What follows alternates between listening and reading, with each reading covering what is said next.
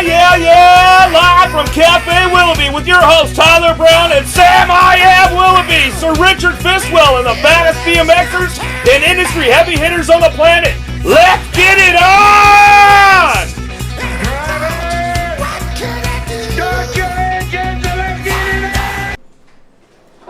Cafe Willoughby! We're back, we're live, we're in studio, ready to go for show number 2. This means that show 1 wasn't a complete failure. We don't really know what we're doing yet, but we're back here again for show number 2. Thank you guys for joining us today. Sam, what's going on, dude? Thank you for being here again. It's very exciting. Had a lot of good feedback during the week, so we've got an awesome show lined up. We've got Rich Pelton here in the studio. I believe Nick Long's going to drop in. We've got Dave Vanderberg on the phone, possibly Joris Daudet, the winner from the weekend. Alright. Sir Richard's going to call in. He called back again? He called back. Oh man, that guy. So we're going to have a good show. Man, show number 2. So show number 1 went pretty good. I know we had a few little technical errors, so first of all, I want to apologize for those. We're still a couple of rookies, we don't really know what we're doing, and we're just going to wing it again tonight, and hopefully the show works. Yeah, I think it will. I think round 2 is going to come in. We're going to come in hot, and like I said, thank you again for all the great feedback, and we are going to try to put another good show together here tonight. We have sound bites now? Alrighty then! Oh, you like that? Listen to that. We're getting way fancy. So, to get into thing number 1, like we just said, we're stoked to hear the response. Our phone's been blowing up all week from everybody, all the viewers, everybody asking questions, throwing in their comments. It's been really cool to hear from you guys. More importantly, we're glad you like it. I mean, we kind of stumbled upon this thing, a couple dudes messing around, and kind of fun, you know? Yes. It's been a great time, and we've got an echo going on here. Oh, we got an echo? Alright. Try to shut the echo down. Like I said, we don't really know what we're doing. We got our audio shut off. Okay, let's try that. We'll see if that fixes the problem. That's a couple buttons. We'll see if that works. Yeah, let's know in the chat room if that's tidied up. But so we got a couple of voicemails from the week, and we're going to start off early. We're going to start off with calling Dave Vanderberg. He's over on the East Coast, so they're about 3 hours ahead. So we're going to get him on the line, find out about his life, find out about the Dutch Beast. One of the many bands. So before we get into Dave, one of the biggest things we got for you guys is it looks like a few people are watching. We need you guys to all go share this video right now. So everybody go into your social media, whatever it may be. That's how we get the word out. So everybody copy paste the link, or you can go directly to Sam's Facebook page and you guys can share the post that he just put up. Whatever it is, we're going to need everybody right now. Before we go any further, make sure you share this video so that way everybody can keep tuning in. Still an echo. So we're still in echo? Alright, well. You guys playing? No, we'll see what we can do here. Hold on. We got big screen. TJ's with whatever crew. Oh, perfect. He's got guys up on the big screen. How's that, guys? I just made a change, so tell me if that's any better. Bear with us. We're working through these things. We'll get through these things. So we just made a couple little changes on the audio settings, so we should be good. So Sam, what have you been up to this week, man? My week's been pretty normal. Making a few coffees here behind for the house guests. Yes. And you got any new beans or anything we're working with? Nah, just the standard James coffee from down the road. So. You had some Australian high performance beans for a bit, right? I had some high performance Australia beans. They were pretty good. Yeah, what was the special secret in there? I don't know, but extra caffeine maybe? He said much better on the sound. Much better on the sound? Cool. Alright, so we got the audio fixed. Apologize for that. We got that good to go. Yeah, just been rehabbing, doing the normal stuff, watching sports. What's the latest NASCAR news? Any NASCAR news for us? NASCAR was a long race last night. They went all the way through to about midnight, so I stayed up for that. And so that's been me. Nice. So we know it's we gotta call Dave. He's on the East Coast. Should we get into giving Dave a shout? Let's jump right into it. We're gonna call Dave Vanderberg, give you guys a little insight into someone that's been a bit of a hit sensation on the tour lately, and everyone's pretty interested to find out about old Davo, so we're going to call one of the vans and see what he's got to say. I'm sure we got plenty of vans, so we can get them all on the phone maybe. Hopefully he answers. Dave Van! Hey, shut down the audio in the back, man. Shut down the audio. We love that you're watching. Hit the mute button, bro. Are you Dave Vanderberg? Can you hear us? Yep. Do you speak English? Tell him to turn down the background music. What up? What's going on? Yo! I can hear you now. Welcome to Cafe Willoughby Talk Show. We're thrilled to have you on, big fella. Thank you. All right. So we're going to start off. We'll just jump right in and find out a little bit about Dave Vanderberg. You've been a hit on the World Cup tour. You've been a hit on the internet around the world. Everyone's pretty hyped on Dave Vanderberg lately. So just give us a quick rundown on you, your age, and a little bit of a background on Dave Vanderberg. I'm 23 years old. I started racing when I was 7. Went professional when I was 20. I first raced 1724 for a year, and then joined the elites, and trying to kill it. Yeah, bro. Looks like you have had a pretty good season this year, though, man. You've been on a handful of podiums here in the USA. We see that you're rocking that Dutch national sleeve. So you won the national championship. You almost won your first World Cup. So it's been a pretty epic season for you this far, huh? Yeah, I joined the Dutch team last year. I had a pretty good season as well, and yeah, this year is going pretty good. Don't act like you're not impressed. Like what you said. Few pure podiums, and well, just missed the win in Papendal. Papendal. Yeah, trying to get the first win in Argentina. Nice. Yeah. So that's a pretty cool story. How you turned 17 and you started racing 17 to 24 to start with, and then you decided, screw it, I'm going to jump up and race the elite ranks. What made you make that decision? Well, I first raced 2 years of junior, and then I thought, well, I'm not gonna beat the Dutch guys yet. Maybe it's smart to skip the races and do some more training before I join the elites. And well, it kind of worked out for me. So what'd you do? You just buried yourself in the gym and just got super jacked, or what?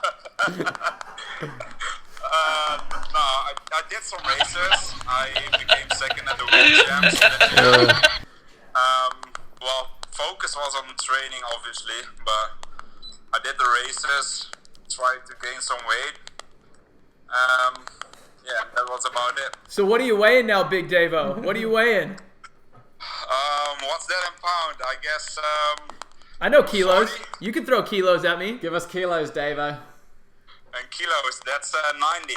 Oh, you're a big horse, mate. Each leg, right? Or you Each talking leg. about total weight? 90 kilos each leg, all three of them. Is that... All right, so I mean, everyone wants to know, Dave, how much you deadlift, how much you squat, how much you bench. You look like a powerlifter, mate. Well, we barely do deadlifts, so I guess I can do 210, I guess. Or I barely do bench. deadlifts. So, I do 210 kilos, whatever. So I'm pretty careful with that. Yeah. Back squat 240. Those are rookie numbers in this racket. Okay.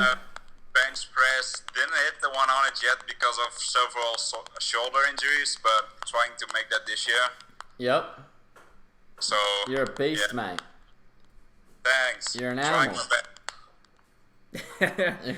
So let's get into some heavy-hitting questions now that we know the basics, that you got a big engine, you're a big, strong guy. We want to know a little bit about the Dutch team. We know that you were riding for your own sponsored team. You recently switched to the Dutch team. Tell us how that transition was. Well, I guess almost at the end of the season, boss came to me with a question with what are your plans, and asking if I was, if I wanted to join the Dutch team. And like what you said, I was on a little smaller Dutch team before this, and well, it was hard to get to all the races because I had to work next to training to get the money needed for the trips, etc. What'd you do for work? I worked on the construction side. I guess you call it. Nice. Um, You're just a blue collar man, aren't you, Dave? a what? You're just a hard working blue collar man, aren't you? Yeah, that's true. Were you the guy that like threw all the wood on his back and carried it to the roof? Is that how you got so strong? Yeah, that's how we work. Yeah. You're like a human tractor. You just do lunges up the side of the building with all the wood on your back, huh? Yeah, I don't need a ladder. I just throw it up there. There you go. There you go. I can see you just grabbing Bass in a headlock and saying, "Look, mate, I'm coming on the fucking team." Hey, listen up. I'm gonna join if you want to. No, I'm just kidding. This is how it is. No questions. Put me on the team. Give me one of those orange jerseys. I'm in. Yeah, I want the orange one. Give me one of them. Yeah. So I was kind of excited that I could join the group because all those riders kind of have the same goal as me. At least they want to go. Hey, they want to be the best, and that's what I'm planning to do as well. And yeah, so training-wise, it was a big step forward because at the training center at Papendal, they have like everything we need. Well, that actually leads us into our next question, which is a kind of a great intro, talking about that. Being that you were from your own personal team, well, not personal team, you kind of had your own sponsor and moving to the program. Are you happy with the Dutch program? Are you happy with how everything's going versus your own program? Well, it's like the training things are almost the same. I was with Martin Jaspers for 4 years. Mm-hmm. He was making my programs, and well, now with Bas, there are some small tweaks in it, but like most of the things are the same. It's just like now you train with guys who push you, to break new levels, and you push them. So I think that was the big step I was. So is the team more? Are you on the team more for financial support level, or more of a support to have other riders to train with? Like, I'll give you an example. Whatever you get for the Dutch team to be on the national team, whatever the financial support is, if somebody came to you and offered the exact same amount of support but with a bike brand, say Cafe Willoughby hits it big. We're like, we want Dave. We got $100 grand euro, and we're throwing it at you in a briefcase. What are you gonna do? That's a tough one. Oh yeah. remember who you're talking to. Don't worry, Bass doesn't listen. I think I would still pick for the Dutch team. Okay. Whatever, we gotta go. We'll see you later. We'll get Twan. We'll get Twan. Yeah, hey, is Twan there? Can we put Twan on? We'll see if we can pick him up. No, just like I said, the financial thing was a big step forward. Yeah. But also training with those guys helps you out to. I think it helps you out to get stronger, be better. Yeah, definitely. I agree. There's for sure something to be said for having guys to train with. Speaking of those training guys and the guys that you guys ride in Papendal all the time, you just almost won your very first World Cup just a couple weeks back. Talk us through that lap. What was it like to be leading at your home track? And are you happy with the results that you got, or are you a little bit bummed? Oh, you spanked them down the front straight, Davo. Well, I had a good first straight and kind of went out of gas at the end. I didn't make any big mistakes, so... Too many beers. Well, so I was like really disappointed when I crossed the line because when you lead a whole lap and you lose at the end, it really sucks. Yeah. But on the end, I didn't make any big mistakes, so there's always things to learn out of the lap, and I just watched it a couple of times, and other than that, I think I would have done the same over and over. Yeah, it didn't look like it. Sylvain was just faster on the last straight. Yeah. Like he had something to ride towards, and I think that helped him out as well. But for sure. Yeah, it didn't look like you made any mistakes. It looked like you rode a pretty good lap, really. It just obviously Sylvain just got a good run on you, and like you said, sometimes it's easier to chase than be chased. So I think you're doing great. Thanks. But I was nervous or something. it was just I run out of gas, and that's it. Yep. So we've done our research on you, Davo, and you're pretty much a stereotypical Dutch person. You like pancakes and house music. Is that correct? A lot of pancakes. A lot of pancakes and house music. My guy.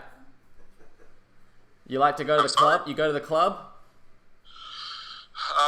Friday, Saturday, sometimes. All right, Davo. Not that often anymore. Okay.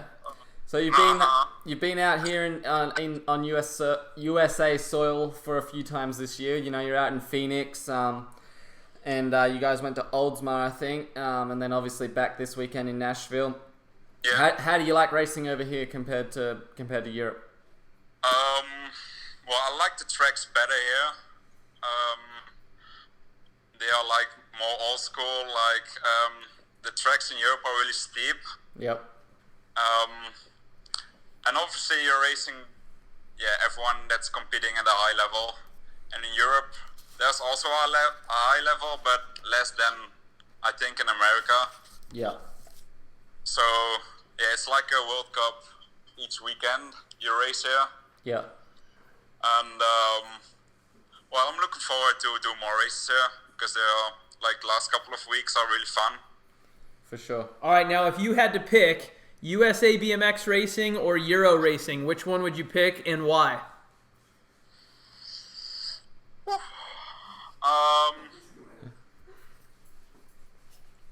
I would pick USA BMX.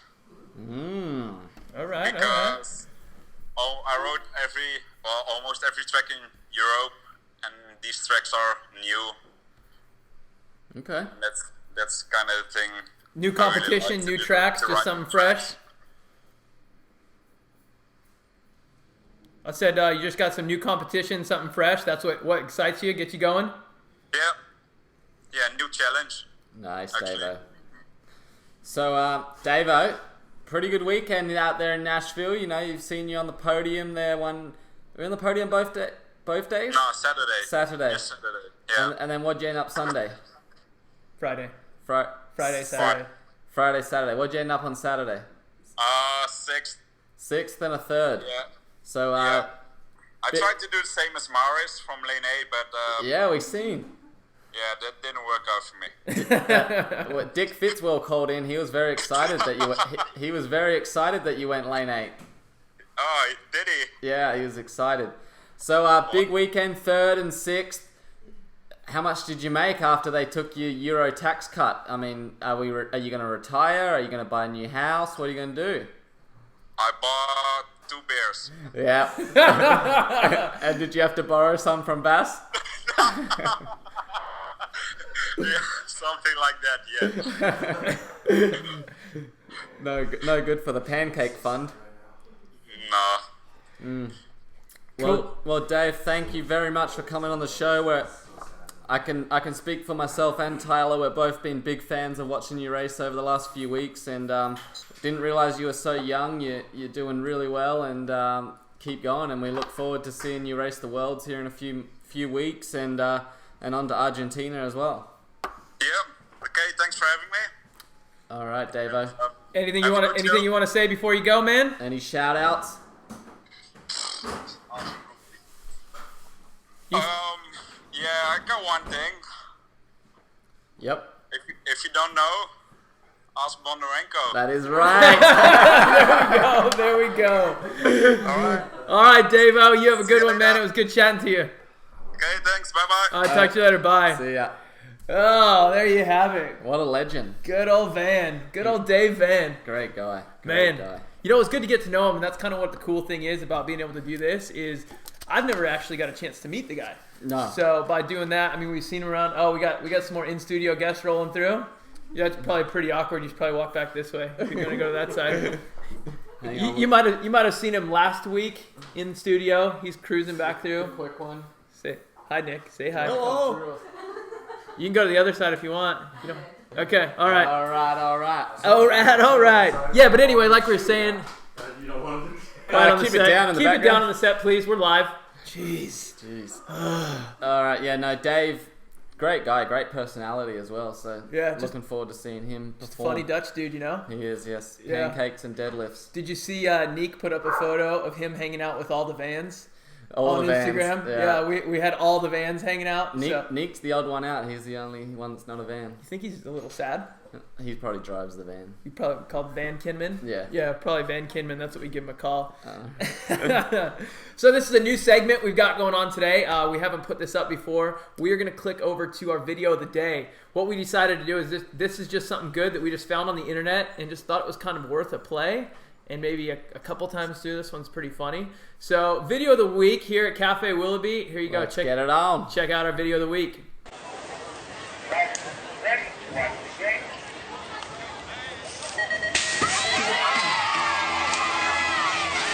You got your typical Euro track. We got some techno music going on right now. We're going to ask you to peer your vision back to the game last. Oh my God! Let's take it back one more time. We're going to give that one a quick In rewatch. the face. I think I've personally watched it about 13 times. And a body slam. Excellent. Excellent. One more time, just for fun, just for fun. And there we go. All right, anyway, that was our video of the week. That was pretty cool. That was pretty good. So if you guys have any videos of the week yourself, make sure to send your submissions to us. You never know, full manual, whatever it may be. Unbelievable. Yeah, so good on him, and we hope he's okay. We hope his sternum's okay. Yeah, well, he took one straight to the face, you said. He did. Like you said, our live studio audience is laughing at us in the background, so we must have blown something there. So, video of the day done. You got a voicemail, huh? I did get a voicemail. Yeah. I did. You got a couple voicemails. I got a couple. Which one do you want to put on now? I think we start with what everyone wants to see, and it's probably the man himself. He calls in once a week. You want to give him dick? He's an asshole. You want to give him dick? Yeah, give it to him. Give him dick. All right. Well, he now has his own intro. Yeah, that's true. So we're gonna start off with the intro. And before you do that, I actually almost forgot about the intro, so thanks for reminding me. Before you do that, we do want to warn the audience that if you do have children watching, Richard does get a little rambunctious. He may use some foul language. Yes. So pre-warning you there. So earmuffs for like the next 5 minutes? Earmuffs for the young fellas, but Richard's got some great insight. Ladies and gentlemen, can I please have your attention? I've just been handed an urgent and horrifying news story. And I need all of you to stop what you're doing and listen. All right, let's get straight into it. Boys, Richard Fitzwell here. After last week, let's just say, Dick is pumped up and ready to go. Let's jump right into last week. Great show last week. I wish I would have been able to call in for the heavyweight championship between Pearce and Richardson. They were absolutely on fire, trading blows like a training center dorm room on a Monday night. It was electric. Anyways, let's jump on over to the Nashville race this past weekend. Does anybody fucking race anymore? The pro class was dead set, more empty than a Cloud9 strip club in Tulsa on a Wednesday night. There seemed to be absolutely no one there. Thank fuck for the Orange Crush. They fired up the conversion van and dropped in a delivery of 3% body fat, beautiful, tall Dutch men to race. I was anxiously checking for a Bow arrival on the women's class, but Bow produced nothing but a ghosty on us in Nashville. In other news, the Bear Reynolds was a late scratching after a sabotaged Ruby Tuesday salad bar had her face down in the toilet bowl of Nashville's Hilton Hotel. USA BMX did fire up the cameras on day one, which Fitzwell liked. I got a first-hand look at the main events. Elise Post came out the blocks in the women's class like a 15-year-old getting his first root. She about made a Ruby Tuesday salad bar mess of it on the first tabletop though. Riverside Militia's Danimal George pounced on the lead like a starving man on a Christmas ham, but Post countered back on the outside into turn 2 and railed it back into the lead where she rode it in for an easy win. In the men's class, your new guest tonight, Dave Vanderberg, lined up in lane 8, looking to put a Stromberg's-like shellacking on the field. But all the way over in lane 1, the tall, skinny Frenchman jumped to an early lead and he was absolutely gone like a Malaysian Airlines flight in the Indian Ocean. He disappeared. Van Gent laid a stern elbow into Dean and knocked him out of the park like a juiced up Alex Rodriguez slog out of Fenway. It was absolutely incredible. I noticed some encouragement of this move from Australia's tallest talent, Matty Juster, who knows all about rough play in the Dutchland. We were missing America's own number 2 ranked Connor Fields. Daudet and Fields on different world strategies, it would appear. Daudet missing Zolder. Some would say they're avoiding each other like a Pacquiao-Mayweather fight. Let's hope for a pre-world showdown in Mormon country in 2 weeks, with a hopeful return of 2015's second hottest man in Latvia's Strombergs. Strombergs posted a photo earlier this week. His nose was looking more blocked up than bowels movement on the back half of the track in Prague. Day 2, the heavens opened up and we had a very moist pitch in the mains. Van Gent was the top qualifier and grabbed an early lead, but from lane 5, Daudet would rally and score his 5th win of the season, along with a couple more blank checks to add to his arsenal. In the women's, it was Post from post to post. She appeared very comfortable to move and jump around in the moist conditions. Her explosiveness out of the blocks in Tennessee was unmatched all weekend. A new rider on the women's podium in Keely Gottman. She pumped the wet track harder than a water pump in the streets during Katrina. She was working it to the podium spot. Now, I did receive a few more questions this week, so we will jump right into them. I had one here from Chad Higgins in Adelaide, Australia. He was wondering what Fitzwell looks like, and he wanted us to show the fans his face. Fitzwell's figure is long and skinny. I'm extremely vascular and appear to be balding. My dome is shaped like an egg and it shines brighter than the rainy streets of Congo. The next one we had was, when will Fitzwell be in studio? Whilst I would love to be in studio, Dick is very busy. I have many places to be and many faces to see. The next one, Tyler Farrow. Does Dick get his info and does he hang out with the famous Snapchat sensation Charlie? Charlie and Dick do speak on a regular basis. However, Dick's head is red from the Vancouver sun and Charlie's hairline is so good it puts Dick to rest. It really does.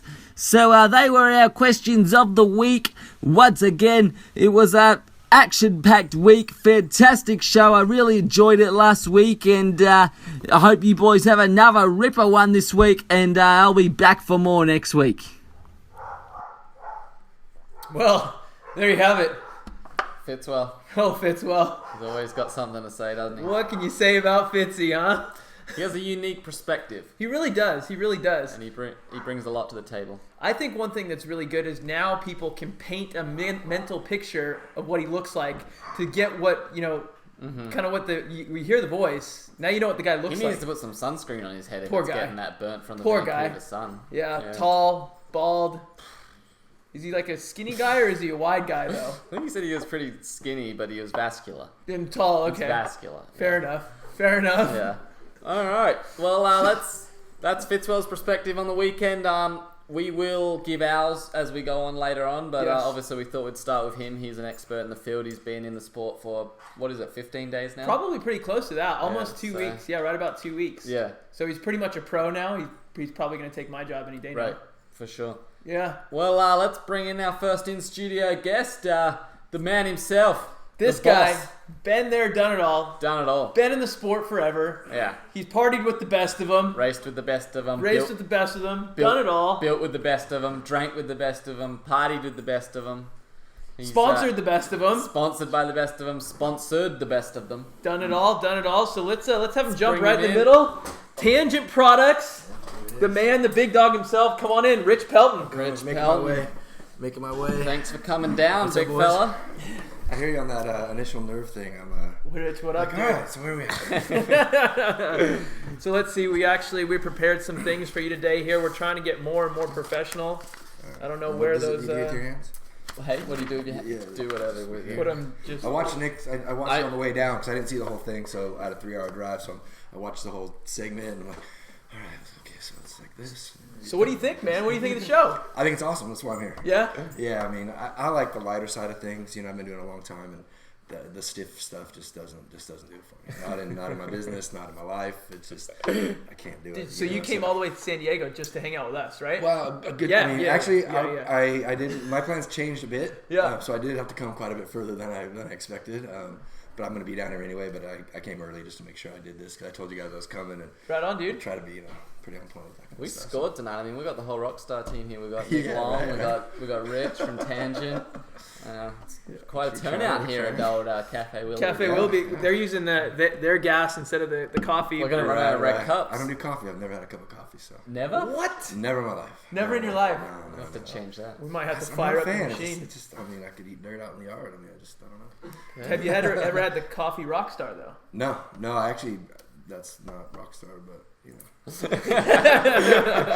It looks good though. Yeah. He's getting his contingency. That's all Right, that. right. Same thing at the end of the motocross guys when Basically the a guys red are having cup. the drink. Yeah, it's my red cup. It's basically a red cup. Yeah, so I'm it's soft. I just Coors got a Light, clear you know, cup. we don't got a lie. It's Coors Light, and that's what I like about the show too. It's lighthearted, and I first caught some pieces with Grindle. He keeps showing me. He's like at the voiceover because I don't get a chance to watch a lot of the races overseas or whatever because I'm always at the smaller events and doing all the other stuff when I'm not at the other events. So he was showing me some bits, and I'm just cracking up. I'm like, oh, it breathes refreshment into me, you know, like I get so tired of the flat people and the complainers and all the stuff, the people that don't have any effect on the sport or have no say whatsoever, you know, because I pretty much just mind my own business and I've been doing it a long time. I've seen a lot of perspectives and you don't see me out there fishing. I mean, I do the best I can with the tools that I have. For sure. If it's broken, I can't fix it. I just do what I can. You know, I do the best that I can. I help people that I can. Well, and you're too busy to go out there and deal with that because Right, you're yeah, doing that so too, much that stuff. too, You know what that I too, mean?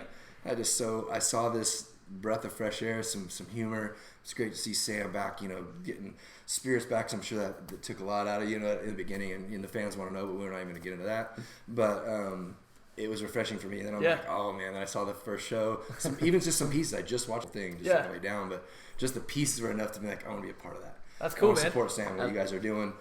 Whether this is the last one or not, it's just I'll make some time. We'll figure out to if we come blow down it or here. not. Yeah, I'll make some time. I mean, you maybe had 100 on here now. It's probably gonna down to like 50 now. But, you know, whatever. So speaking of that, all you 136 that are viewing now, share it. We got the big owner of Tangent here. Come on, this is the big guy. And we got some Tangent giveaways tonight. Yeah. So you guys send your questions in on the chat room or call into the voicemail or whatever Big you want to voicemail. do, and we'll try to. We got some prizes here tonight from Tangent. Yeah, you got all of our social media on there, Sam's, mine, as well as the Cafe Willoughby one. So go ahead, hit us up on there. We got our phones on us, so we'll be listening to Tangent you. Products has already got a couple of Terry Tennant. Terry T has. We might have to call Terry T and get him on here. That'd be kind Jeez. of cool. Yeah, Doc so, Martin's Terry T. let's see, what's Terry T? He said some good luck from all the Facebook guys or something. Or, Right on. Cheers from Facebook Cycling. That's Terry T. So, All right. So yeah, if you want to hit the Tangent Facebook or get on or there Instagram, and we're just we'll give out some prizes for sure. But we're stoked to have you on, and we're glad you like the show, and we're going to try to keep it pretty light this whole way through. I mean, we hope we don't offend anyone too much, but that's the whole purpose of the show, is to keep it pretty fun and understand that, you know, we're not here curing cancer. We're all just racing BMX and trying to keep it fun. So we'll jump right into it, and I think best spot to start off with you, Rich, is on the weekend you had Tangent Pro-Am up in Fresno, and we did. Give us a bit of insight into what that is and what you're doing. The Tangent Pro-Am we started way back. I want to say this is like our 14th season now. So where am I looking here? Yeah, just like straight in so front of you. it's our 14th season. It was something we just tied in with the state series. We have a pretty good NorCal scene, so there's a good amount of pros, and we could pull some pros from other areas. We've always had a lot of top amateurs, and like the Brandon Meadows, Robert Pierce, going way back. Brian Roos, going to go way back. There's a lot of current top amateurs there now. For sure. And we just wanted to have an event at the state race. Like, well, let's make a pro-am. Yeah. So we made a pro-am, and we kind of would run that. Me and TJ Johnson, right-hand man over at Tangent. So last year, it's gotten bigger and bigger, and we're like, man, we're not getting enough of this, and the fans loved it. The riders like, dude, thanks for putting this on. So TJ came to me, and he's like, dude, let's make a series. And I'm like, oh man, that sounds like a lot of work, But I was like, dude, I was probably 100% behind it. Let's do it. Let's brand it. So I give, it's our brand together. I mean, he's been by my side ever since we got actually doing something. So he's actually probably more responsible for actually pro itself. He worked with all the tracks last year. Said, look, this is what we need to do. This is how we need to put it together. And it was a struggle in the beginning. It's like, we want to help with, can entry help and sponsor help, and how can we do this? Mm-hmm. And yeah, the tracks with conflicting schedules and working with them. And he busted his tail and just really put together the program, and he got it to work, got enough tracks signed on, and it just went really, really well. I mean, last year we paid out $20,000 in Northern California. No way. Probably, it was 20 and a half or something, 21.5, Yeah, something around there, yeah. A little over 20 is 21,000, 20,000, but 20 grand we gave to the That's Northern awesome. California racers, That's rad. prize money, getting from volunteers, from entries, from, everywhere we could get it, and we got to thank all of our sponsors for that. Like, we're not going to dive into, sponsor all that crap, but, he put together a great program. Yeah. So, coming into this Corporate year, rich. tracks were, I was going to wear the white tee, and I'm like, wear that on the picture. Yeah, whatever. Mix it up. We got more tracks contacted us like, hey, let's do that again. So, it's like, all right, let's do it. So there's just a lot of interest. We can't thank everybody enough. We had a great one in Bakersfield. I mean, it was practically a World Cup, Yep. I got to thank all the guys that came out to that. Yeah, you had a killer crew that for came sure. up. I mean, Nick Long went up there? Yeah, it was amazing. It was an amazing race. And they've been good ever since, It's back to the NorCal scene, but we push as much as we can. I go to everyone. We shoot them. TJ and Jason from the Tahoe track, he's scoring everyone. It's got its own website. It's got its own scoring system.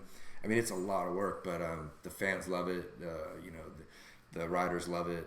We've already gave out like 10 grand this year. Yeah, do you think that goes with what you're kind of introed about? You talked about how there's certain people that are trying to just talk about stuff and people who don't make changes. Right. You kind of saw an opening where although you stick with yourself and do your own thing, right. but you saw an opening that you went, hey man, instead of just trash talking this and saying what is wrong, right. Screw it. Let me start my own series. Let me do this to make some change. It wasn't even thought like that. We are literally, TJ and I, we're just huge fans of the sport. Yeah. I mean, I hate to say it, it's kind of like a dead end sport, Yeah. I mean, for athletes and there's only a few guys that can get to the level that you guys have. There's huge injuries. Mm-hmm. I look at them like, man, why are we doing this? But we love it. I mean, It's a beautiful sport. The athletes are amazing. Most people you work with are amazing. We didn't do it for any reason, but man, let's recognize the rest of these guys, because not everybody's going to be Mara Strombergs and Sam Willoughbys and these top guys, and there's really no one for them to race. Yeah. I mean, where do we race? Why turn pro? Why even keep going after 16? It's hard enough. They got a car and an Xbox and internet and whatever. It's like, girlfriend. It's like, what are we racing for? It's like, what are we racing for? Yeah. So we just tried to give them somewhere to race. That's killer. It gives the little guys someone to look up to. I mean, honestly, you ask some of these little guys out there, their hero right now is Jake Peebles. Yeah. In Northern California, they barely, every weekend he's there, banging. So it's a great opportunity for their sponsors. Mm-hmm. It's a great opportunity. Again, it's just a good thing. And I think like now, I guess the transition I'm in from being a AA to now being a team manager and doing all that stuff too, it is a great opportunity, because like you go to some of these non-pro events, like where they do Pro Open. Realistically, a lot of those kids don't know if it's an elite men podium or a pro open podium. No idea. A pro is a pro. So this is a huge opportunity for those guys to gain exposure in a race where there's no real nationals in California this year. And now all these kids are getting exposed to the pros, and they're making an impact, and they're keeping their sponsors happy. They're racing, they're making some money. They're still great athletes, I mean, for sure. I mean, there's still, there's A pro basketball. It's like there's the NFL, but do college guys suck? You know, I mean, does the guys at Cal, do they suck? They're not pros. Yeah. They don't get paid, but they're still great athletes. I don't even think it's something that needs justifying. It's just, it's True. rad. Yeah, no, it is rad. No, that's what I'm trying to hype it up. I'm just trying to look at it like, I'm trying to hype it up. These guys need a forum. You know, there isn't one. No, you're putting on races, you're putting up money, you're supporting the sport. It doesn't Yeah, even need an explanation. just do what we can. We've been blessed with NorCal is a really unique scene. There's a lot of tracks really close to each other within 3 hour radius, so those guys can get to them. You know, we try to get the guys, Nick Long, all the guys down south to come up to the one. Maybe Manzanita Park's done a great thing right now. They've been just putting out a can for the Pro-Am for a month. Oh, yeah? They've got like, I want to say $3,500 that they're giving to the purse. I mean, that purse already is like $4,000 for all you SoCal boys. Feed the hungry. It's $4,000 at least. I think they're trying to get to like 5 Gs.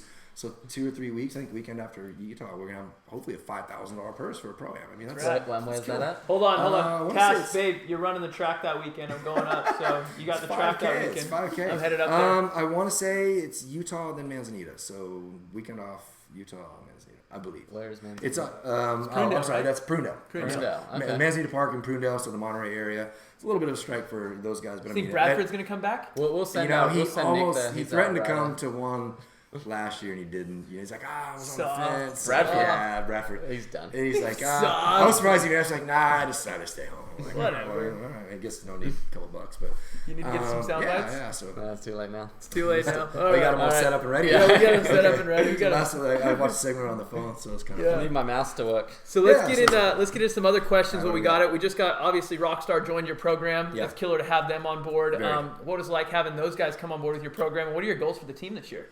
You know, Rockstar, I've known Steve for a long time. Steve Mateus, I don't know his official title there, but he's marketing director, something. Global, worldwide, national marketing the director. man you want to know. I met him a long time ago at one of the races because we have the Riders Pro Shops, you guys know. So his kid was getting some parts. We met him, and we had some common friends. Our buddy Golden and his buddy Creeps and Steve or Ricky. I met him a couple times, and then I'm like, dude, we got a team. Like, what do you think? Just kind of hey. And he's like, maybe sometime. Here's some case of Rockstar, beat it.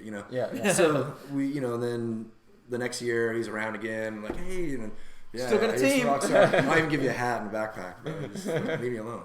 It was never like that, but it's like we do our thing. Like, yeah, it's cool, man. I got it. So and our team has always kind of fluctuated. It's like kind of big one year, and then we lost some guys. We can't always keep the best. We've had the best of the best, and can't always keep them. Sure. We're not a title contention team, so we can't go.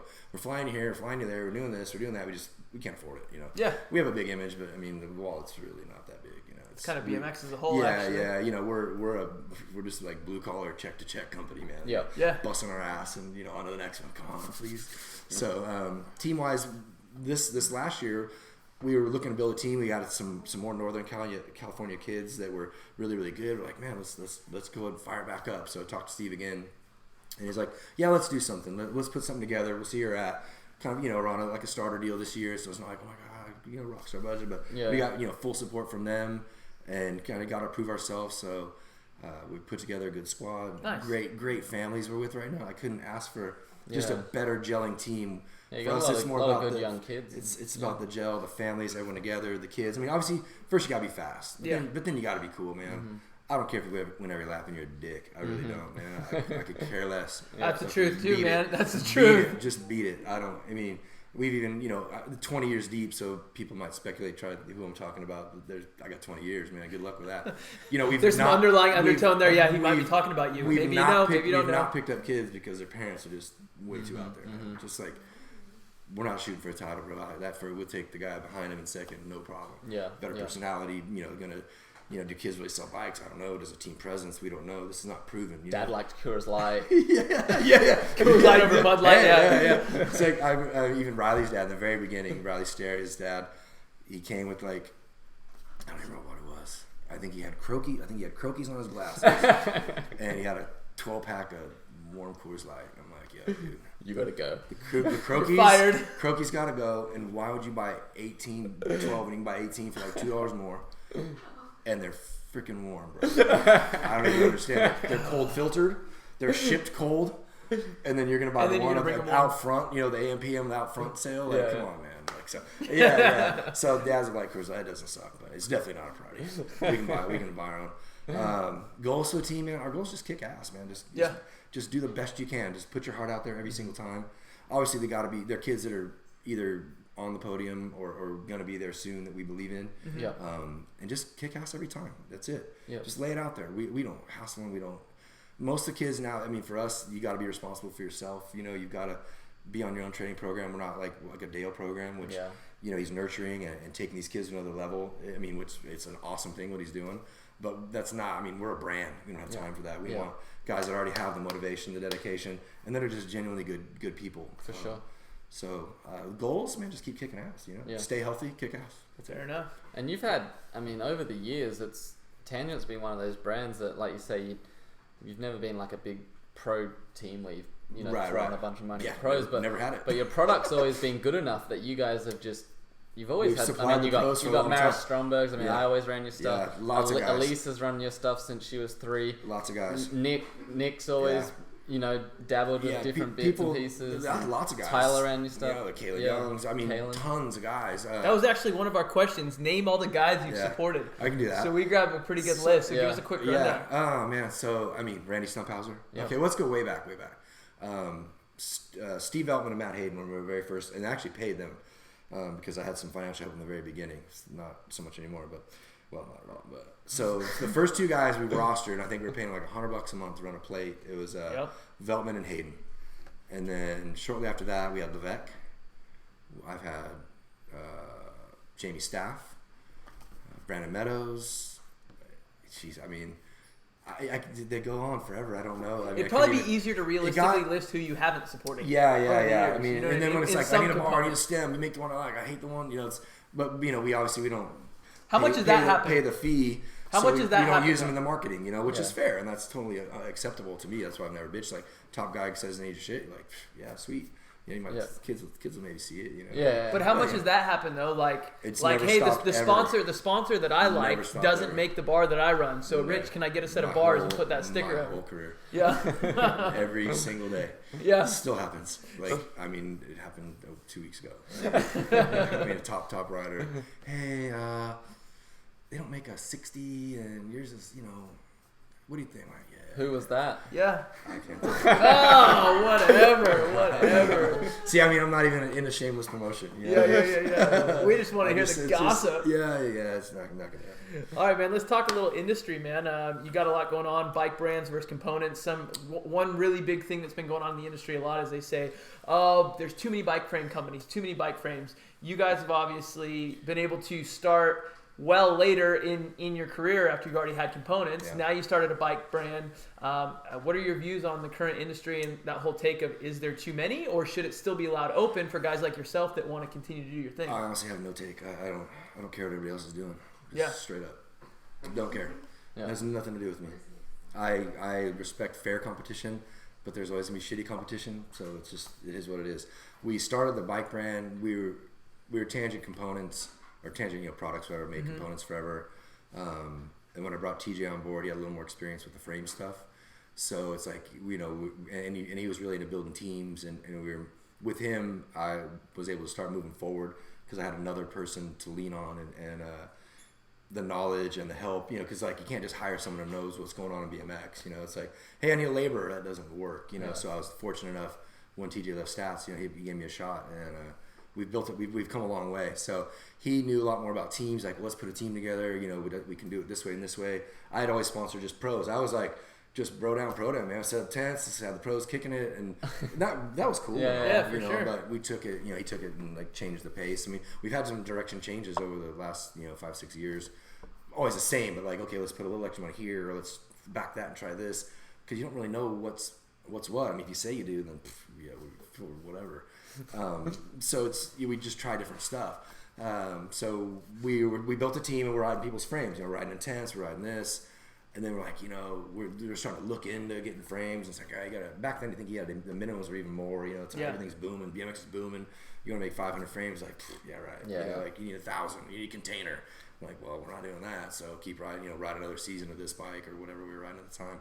And then at American, a buddy that made us some American bikes. So we made some bikes and kind of had some issues, you know, even breaking them. And, I mean, they're mostly for the team, and we sold a few. And then I'm like, dude, this sucks. All right, we call Haro. Next season we're doing Haro again or whatever. It's Haro Intense, can't remember. and then finally got a little bit bigger, and then started making the trips over to Taiwan in 09, 10, 11 time, and prices and the volume started to come down because the economy of the sport was starting to crash after the late 90s stuff, and tried it again, and we just started a frame brand. Other people in the frame brands, whatever they're doing, the dads, and I really don't have time to even deal with that. Even bring it into my mind. Fair enough, though. That's actually a good answer, though. I really don't know. We're a real bike company. We make bike stuff every single day. So what we do shouldn't. I don't care if you say I should make, like, you're high. Yeah. Like, I'm a bike brand. That's what I do every single day. Yeah. I'm not like, hey man, hey Billy, let's make a start frame company. Hey Nick, you need a long frame. I've got $100,000. Let's make. I got a welder in the shed. Yeah, I'm a real bike company. We make bike parts. So the rest of it, I couldn't even tell you. I couldn't even get in on a conversation. Wouldn't want to. That's a podcast that I would not sit on. Right. I'd be like, let's have fun with that. I'll be selling drifts over here. Now, if you could make any changes to the industry, what would they be? It's too hard to list. It's not a 1 minute conversation. I mean, there's one of the things that bugs me the most right now. Man, I don't like the size of the tracks anymore. They're too big. I don't get to a lot of them, but I went to Florida and I watched 15 top world athletes get scraped off the track in 2 days. I mean, that's ridiculous to me. Yeah. I don't know why they got to start at 1 billion meters when they can get almost as fast out of less 1 billion meters. Fair enough.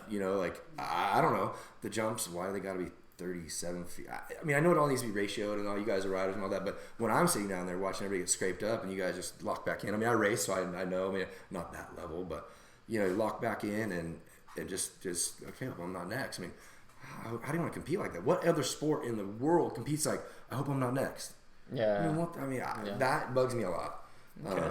The current situation the industry's in with the ridership and all that. That's not really anyone's fault. It's just not that cool all the time. It's not that fun to watch on TV. There's not enough cool stuff happening. You can't really point any particular finger. They point the finger at the ABA. ABA is a fucking business. Yeah. It's not a charity. Yeah. It's a business. You know what? And that's a very fair debate. I look at stuff from both sides. Yeah, could they do more for the pros? Do they jack you guys? Maybe a little bit. But I don't have the whole story. I got little pieces of it, that, because I've worked with them for many, many years, and there's stuff that I kind of know and understand, and there's guys in there that agree and don't agree with certain things. I think it's like a massive comment. Like, people want to point at one thing. There's not one thing. It's not. It's a lot of things. Yeah. Kids are on their phones. Kids play video games. Kids don't want to compete anymore. You win a trophy for everything you do. They don't score baseball. There's all kinds of those things that trickle into our sport too. Yeah. And then it's hard. You got to actually try. You can't. It happened a little bit when dirt jumping came out. Well, you could sit out there on a Haro and be cool and not do shit all day, smoke a cigarette. You actually got to try on the BMX track. Yeah. Say, hey Sally, dude, pull your fucking tampon out, dude. You're lining up with some dudes. No, straight You're up. Not sitting here. Did you hit that yet? Nah, maybe tomorrow. So you got last. You're not signing back up. Right. And then I'm in the local scene a lot, in the regional scene a lot. You get these 4, 5, 6 year olds that break their hand the first day out. And it's like, fuck, they're not coming back. Yeah. So it's a tough sport. There is no one finger. It's not the ABA. It's not their fault. They've carried the backs of the pros for a long time. Look at all the other sanctions. Are the sanctions paying the money, or are the sponsors paying the money? I don't know. So answer there now. I really just stick to what I got to worry about. What I got to do. Yeah, exactly. I got to put food on my table. That's a long conversation. So you can't point one finger. That's for sure. Yeah. We all try. Everybody maybe try a little harder. I don't know. I think that's a good point. Everybody collectively try a little bit harder. Yeah. There's not one answer. Yeah. All right. So you've, like we touched on a little bit earlier, you've sponsored everyone in the sport pretty much from here and there, from 3-year-old Elise up to Maris Stromberg's right now. Yeah, it's exciting. If you could put together a dream team over the years, 5 guys, girls, whoever it is, 5 people, who would you do? And you can do any era, any time, any place, whatever. From a business standpoint, that does the most. I'm bad with that, because if you ask Toby that, it'd be completely different. Because I like to have a little bit of fun, Well, that's part of your business. I miss Kalen Young, that guy could pump it out. You don't know what's going to happen, Maris, not even because we sponsor right now. I'm just talking one of the greatest of all time, Sam Willoughby. So we go Maris, Willoughby, because I've never hung out with Maris, but I know we've had some fun at some races. Yeah. I really like having fun more than if they won, it's like, cool. They forget about that shit. So okay, well, let's try to get 5. I'm a huge Nick Long fan. Kalen Young, that's 4. You got one more. I was a huge Hayden fan. He didn't win very much, But I fun. mean, he's one of the best guys. Yeah. And a mellow fun, Yeah. mellow. I mean, he's a cop now, so he doesn't have fun anymore. Just kidding. Hey, love you, buddy. So something like that, and not to waste too much time on it. But what was it? The shoe in like that we were gonna skip to? What do you mean? Paulie Lang. Paulie, You said yeah, you wanted Paulie, Paulie Lang yeah. stories. So I do have one that I remember for a long, long time. Yeah. Oh, we love Paulie Lang. He was. I mean, Paulie Lang, if you guys don't know, was an amazing athlete, just a gifted individual. For sure. I mean, he's like that. Who did you guys just have on the phone? Vanderberg. Vanderberg. Yep. He is a truck like that. Yeah, I mean, yeah. just a specimen. Yeah, he was. And didn't yeah. even barely try. He just rode his bike to the track. That was his training. And he was waxing AA pros at 16 years old. 16 years old, pro Making open money. in Rockford, beating Warwick to the like a first. 45, winning 15 on. cruiser. Yeah, for real. Yeah. Winning cruiser, just checks on the wall back when they were like 1,500 apiece. I think he got close to six figures with like he was 16 or 17 years old or something. But he would just get so drunk, almost like this guy. You don't even know where he's at anymore. Like, where are you at, man? Like, Nick, I don't know. at? Where is he? I don't know. Dancing and shirts ripped off. But so we're at Tehachapi at one of the downhill races. I think he just raced, and he's at the bar with, I want to say Clint Hours or someone, another 16-year-old. And the bartender's just serving him beers. And he gets so drunk. I mean, he just housed out. And we're carrying him, and he's heavy, dude. He's a muscle. So carrying this kid out, and then he gets into TJ's truck, and they take him to the hotel, and he throws up on the back of TJ's truck. Yeah. It's like not a four-door, like Ford Ranger, but a half cab. Yeah. The little one. Dude, pukes all in. I mean, just a ton. And this thing had rubber mats. It wasn't even. It was like a work truck kind. It stunk for weeks, and TJ had to sell the truck. Like, he sold the truck within. I'm not even. It was just so rancid. It just because it was hot in Sacramento. And Who throws up in people's cars? Yeah, nobody. I wouldn't know anybody. I usually make it out. You might get some on the rail on the inside, but I usually make it out. Usually I don't. That's I good. I go in my t-shirt like. No, you held the t-shirt all the way open. I think Keep going. after KY won the Grands, or won the title. I was in the airport with him in Denver. He threw up on the plane. He threw up puking in his shirt. The lady next to him was so mad because we were taking off as he did it. So we were just drinking so many shots. I mean, he pretty much had to go straight to the airport. You guys know that drill, and it was bad. Oh, and he's like, "Dude, I'm a Bronco. Send me a selfie or something." He was wearing a Bronco sweatshirt. Yeah, he bought a Bronco shirt when we got to Denver. I would say over the years, you probably have the most epic stories. I've got tons, man. You got tons. You got to. I mean, I remember I was with you the time when you and Paulie both got knocked out at the bar in Canada. Yeah, my teeth are still chipped. Yeah, I remember You got that. punched out. Yeah, we're in the bar, and there's these two dudes. I wasn't even there. I mean, You were there in spirit. Paulie had to use my passport to get in, so I used my ID. Paulie used my passport to get in, and there's these guys in there, and they're just looking for a fight. Next thing you know, and these are like roided out dudes, like huge, Jack. Yeah, just they giant kick dudes. they kick Falker off the pool Matt table. Falk was there. Matt Falk, they kick him off the pool table. Rich goes over to try to like bro out with one of He them. comes over. He's like, "Dude, man, you just kicked me off the table." And I go, "All right, fine. Let's see what's up." So Rich is cool with him. Next thing you know, he's like hugging this one guy almost. Like they're cool. His buddy out of nowhere socks Rich right in the face. Sucker punch him. Broke my nose. Broke his nose. Paulie jumps in, punches that guy in the Yeah, face. so I knocked Paulie out. Yeah, well, Paulie punched the dude first. It was like a fly hit the dude. Nothing. He said, "Didn't do nothing." Paulie hits him, starts rolling down the windows. Paulie's out. I'm like, great, standing there like, all right, they just knocked Rich out. They just knocked Paulie out. What do I do? Yeah. And Luckily, the bartender jumped over and saved the day. I'm laid out. It was bad. Where was this in Canada? Yeah, in Canada. At the Fake Worlds. Yeah. ABA The World. Pearls. Yeah, on the Yeah. island. I mean, the best trip I've had in forever to come home with a straight busted nose. Nose still doesn't work right. Because like you get all that tissue in there, like. Fuck. Good times, though. Yeah, teeth still aren't Good fixed. times. Good times. Yeah, it was fun. Yeah, it's just a story to tell, right? Yeah, exactly.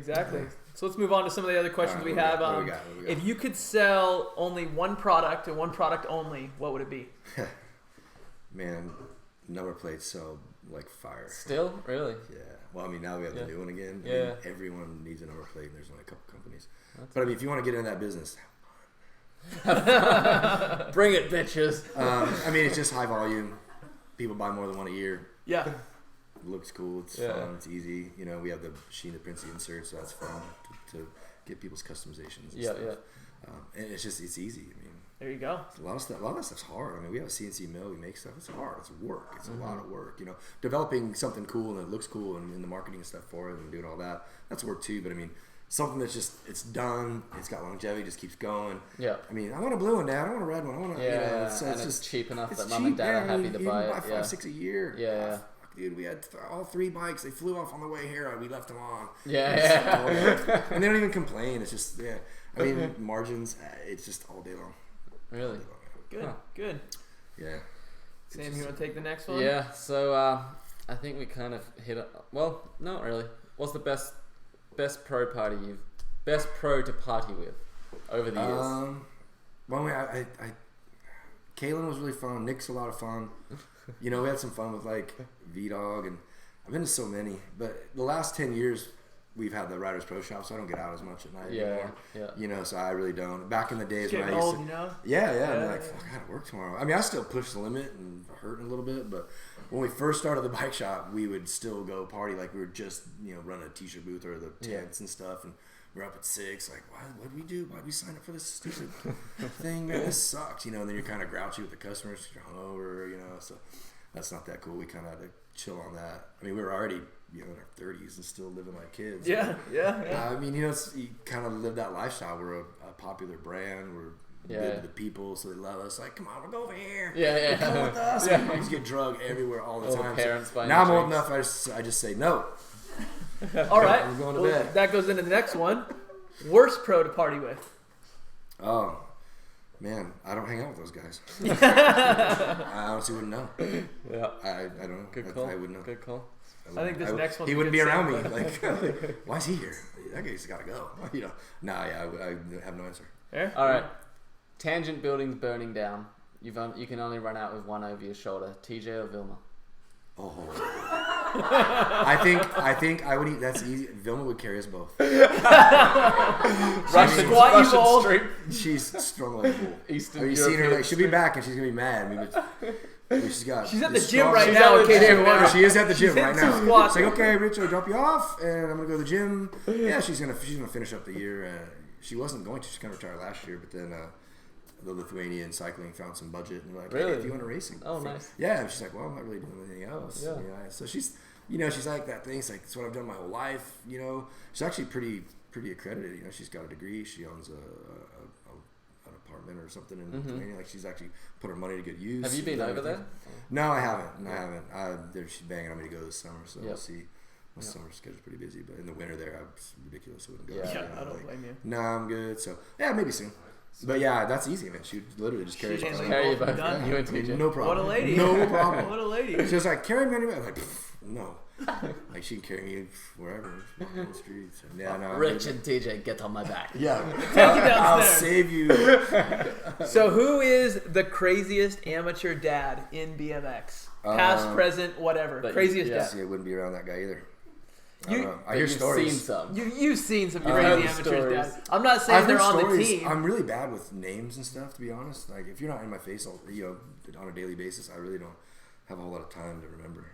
I mean, it's like, what's that? Soft. That's just soft like answer. No, but I don't. I honestly don't know. I mean, I would tell you, I really nothing really comes to mind. I don't associate with those kind of people. I just stay away. Like, I just stay away. Mark I mean, Post, I'm in California. Yeah. So. Mark. Yeah, those are hard ones. I live my people that I want to be around, and that's it. Okay. Like, I don't reach out. I don't get in the mix. I'm just. That's why you're happy in the sports. I hear that exactly. I just probably mind my business and get my job. I have to work on my job. I got to work on your problems, man. All right. So over the years, I mean, you like to hang out with the guys that have fun, but I mean, out of all those guys that you've had fun with over the years, who was I don't want to say a waste of talent, but like who didn't live up to their potential? Paulie Lang was a huge waste of talent. Yeah. I mean, I hate to say it that harshly. I mean, he was young and maybe wasn't guided correctly, and I don't know who to blame, but I mean, that kid could have done really, really big things. Yeah. He was one of the first, like right on that Supercross downhill on E60, just charging it, whipping everyone's ass, no fear. Great on a bike, Oh yeah, I stayed with him a lot of those weekends. That'd be one of the biggest, I mean. Do you still talk with Paulie? No, I still follow him. He just complains about stuff on the internet. We need that. Yeah. Oh, this sucks. That sucks. We need that one. See we what he do wants. need Making fun of me. That's got stuff on the back. On the back, yeah. Yeah. Nothing new on my end. This is good. I don't like answering questions. Oh, here we go. Oh, we got some people sending stuff in, or what? Oh, yeah, I got a Greg Adams. That's actually our team dad. He's pretty mellow now because he's under contract to be mellow. So, they were actually a pretty crazy family. I'm not gonna. I forgot they're not as crazy now. So they were pretty bad back in the day. Okay. They might have been one of those families that were like, yeah, we're gonna go ahead and pass on that kid. So yeah, to be honest, there's that one. Cool, man. Well, man. Those are kind of all the questions that we had for you. Yeah, well, that's cool. I mean, yeah. What do you guys got next? What's up? What's the lineup? What's your Sam just threw it on the floor what the lineup was, so we're gonna wing it a little bit here. We're gonna go on to Nashville next, but I actually had a voicemail for Rich, so we'll play that. Okay. Now or later? Oh, Grindle says what's up. What up, Grindle? He's on the chat room. We had the name game on there too. What's up, Grindle? I'll get it for you. We had the name game on there too. Grab that. So I got to. Grindle wasn't available. He's in Tennessee to announce the pro am. He's been doing it. So I got to announce and do my best Grindle impression. Like yeah. All right. I did that once, but it was actually fun to announce. I haven't done it in a long time. But it's hard, but I looked if you know all the athletes and I know all the pro-amers, so it was kind of fun. And then me and Sam were talking about earlier that intro.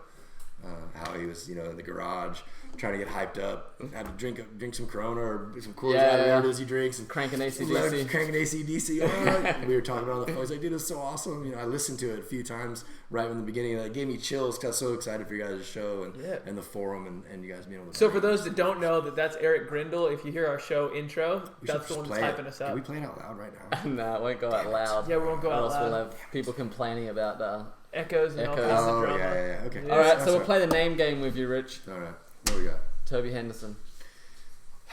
Are we talking just briefly about him? Just quick. Just boom. Fire away. What comes to mind? He's the godfather of making bike parts. I'll give him some love. Okay.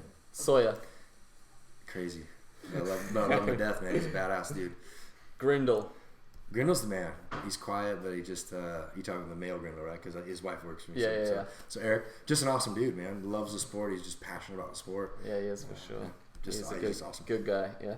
NorCal, it's where I live, man. I love it up there. SoCal is just a desert that we give water to. So it wouldn't even be here if it wasn't for us. So. But it's a great scene. I love it up there. Yep. Yeah. Paul Lang, he was a great kid. Really good friend of mine. Unfortunately, the cars didn't go his way in his life, and he's not a mess or anything. He's doing fine. He's working. He's still bodybuilding. He's a massive kid now. Yeah. Just wish he could have pursued BMX a little further. Because actually, when he was doing it, you could make a lot of money at it. So, yeah. Kalen Young's my man. He's crazy. He's one of the guys you probably shouldn't like because he just gets you into trouble. But I find myself just enjoying trouble. So. But I don't talk to him anymore. You talked to him for a while? It's been some time. So I'm not sure what the I'd like to know what Kalen Young's doing. He called me about a month ago, but so that's not too bad. The number I tried to call him back on, it didn't work. So if you're out there, Kalen, send me a text with whatever number you're using now. Same here, buddy. Same here. Miss you. Nick Long, my man. He's I've known him for a long time. Runs parts off and on. He's great to hang out with. Just a true guy, passionate about the sport. Yeah, I loved his segment. He's just he's happy with what he's doing. He's busting his ass. He's not scared to work hard. He's happy with the results. Knows mentally where he needs to be. 3 to 5 can't guys always get there. Yeah, the 3 to 5. He's like, I know I need to push through. I mean, I'm like that too. It's like, okay, I need to do better. We're all like that. I need to do a better job, but you can't every day. Yeah. We're not all, not superheroes like this guy. No, Nick's. Geez, this training machine. So. No, far from it. Yeah. Well. Right. So that was an easy one. That was easy. Do I sit in the review? Do I go back in the stand? Whatever you want to do. Are you guys gonna actually watch the races in here when you review them? We are gonna, so you can jump back in for that. Yeah. You want to refill? You can fill my cup up. I would love to. I'm gonna put some more Rockstar in here. There you go. Then you can jump back in. I was running my pro-am, so I didn't get to see those races. Cool. So before we get into that, we got a new segment that we're gonna start doing. It's called the. Do you want to intro it? Yeah, it's we kind of blew it. I meant to go out to the garage today and grab a set of forks, but it's going to be called the Answer Forks, Put a Fork in It. There you go. So we're going to name a few things that are happening in the sport, and we're either going to put a fork in it or we going to leave it.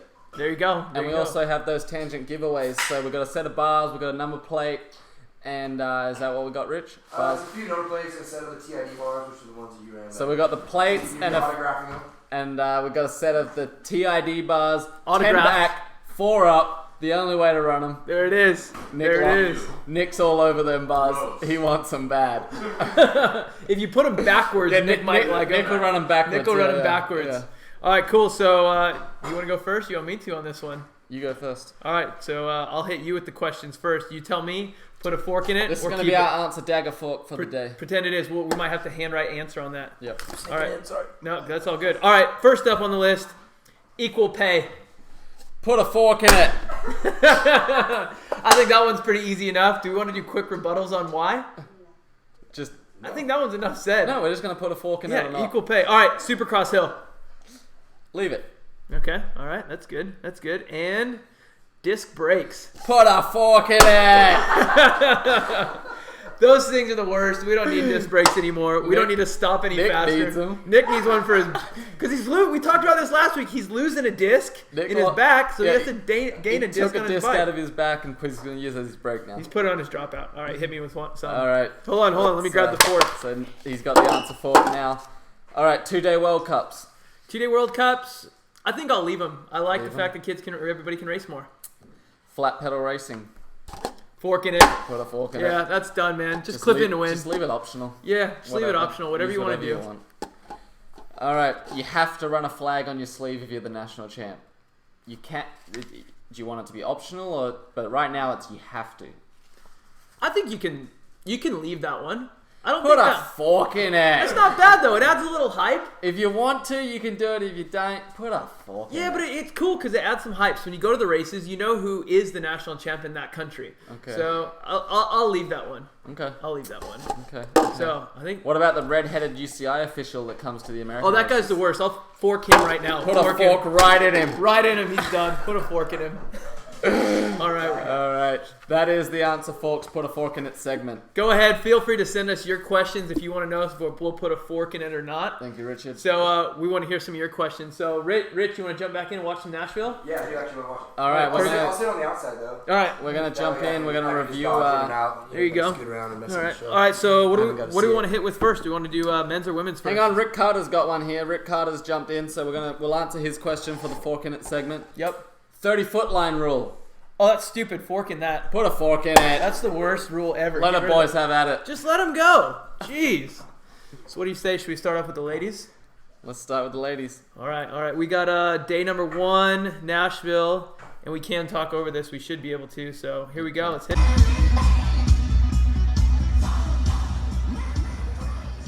I forgot to ask for that one from USA DMX, so it's an iPhone video. Men's video is a little better. It's gonna take a while to get running. We're gonna go. Actually, I did ask. Gate is down. Women elite headed downtown. Answer whole shot on the line right inside. now. Oh, taking it upstairs. Got to be Post. In a turn number 1. Dropped a couple on. Oh, Danny George comes out for the whole shot award. Coming back around. Post looking for the 2 spot. Into the second turn. We're gonna go. Post George 1-2 right now. Bring him back around. Oh, here we go. Coleman and Reno working it out for that 3 spot. In and out of that last turn. We're gonna go. It's all Post. George gonna go 1-2. Coleman, Reno, working out for the podium as they're on their way back to the line. Post, George, Coleman. Ladies, only nine ladies there on the weekend. So day 1, I think that was probably actually for the girls' race. It was probably the better of the two. There's a little moving and shaking going on. There was, like Fitzwell said, Elise did make a bit of a salad bar of it on that tabletop. She almost went down quicker than a beer at a BMX Barbie. And, that is true. That is true. And it allowed George to get on through there, but she kind of made quick work of her down the second straight, and it was back to how it started. Yeah, that one's pretty easy. Any notable things going on in that race? We saw a pretty big crash going down the first straightaway. Did Elise whip so far on the tabletop that it scared the girls behind and they all blew up? Potentially. I think it should be, if there's a tabletop on the first straight, it should be compulsory to jump it. Yeah, I like that. It shouldn't be an option. Yeah, just jump it. Send it straight to the moon, straight Still to flat. done. That was almost as good as our video of the week tabletop. Mm-hmm. Almost. So they can't hear us commentating over the announcing. Oh, they can't? All right, well, beggars can't be choosers, all right, guys? All right, well, we'll just review it after. So Yeah. just play the video and we'll give you our take on it when All it's right. played. Day number 2. Gate coming down. Here we go. Big money on the line. Answer whole shot award coming on down the hill. How about Minnesota? Oh, Where there we go. Elise Post takes Get it a little rain upstairs on into turn Sunday. number 1. Post, Corman gonna go 1 and 2. Cha-ching, answer whole shot award. Coming down that second straightaway. King, or post, Corman 1, 2. Here comes, Shaylin Reno coming into that second turn. She's gonna come up on a 3 spot now. Coming down that third straightaway. In and out of that last turn, we're gonna go. It is all Elise Post out front, bringing it back home. Post, Corman gonna go 1, 2. Reno for the 3 spot. Back to the line. George gonna get the 4. All right, so women's racing, day 2. I don't know where we plug this thing in. Sorry, we're getting iPhones running down. It's good for now. All right, day 2. We got a little rain going on, huh? Yeah, looked like a little moist on the pitch, as old Fitzwell would say. But that one was pretty straightforward. At least, got off to a flyer and then pretty much let it from woe to go. But in second place there, we had a new rider, Courtney Cortman. Is it Bailey Cortman? Keely Cortman. Well, I think their family, I'm not joking, they have 7 brothers and sisters. So. What's the SoCal local girls? Yeah. She lives down Keely here. So Cortman. Keely Cortman. So that's her first time on the podium? Yeah, and then I believe Shaylin was third and Danny was off the podium on day 2. So bit of moving and shaking there for the ladies. How many riders do the girls have? 9? 10? 10? 9? 9 to 10? 9-ish? 9 and a half? 9-ish? Somewhere in there. Okay. Oh, yes. Reynolds was a late scratching, face down in the toilet bowl, as Fitzwell said. Yeah. I think this race, to be honest, is pretty cut and dry. It was a perfect. I know Elise is in the room, so this is a little more awkward, but it was pretty cut and dry. Like, she's one of the more powerful ones on the women's pro class. The first straightaway is a straight drag strip, so nothing against any other ladies, but I kind of would have been shocked if Elise wouldn't have won this one. Yeah, it was. You did call it. Obviously, without first place ranked in points right now. Brooke not being there.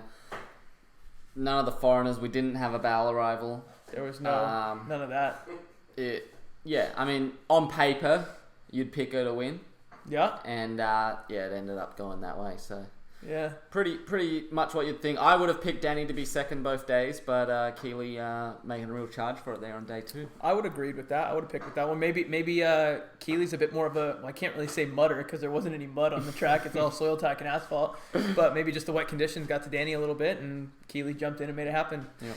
So with that being said, let's jump over to the fellas. This one has a little bit more going on. So let's see here. We'll get the boys going in and go ahead and check this one out.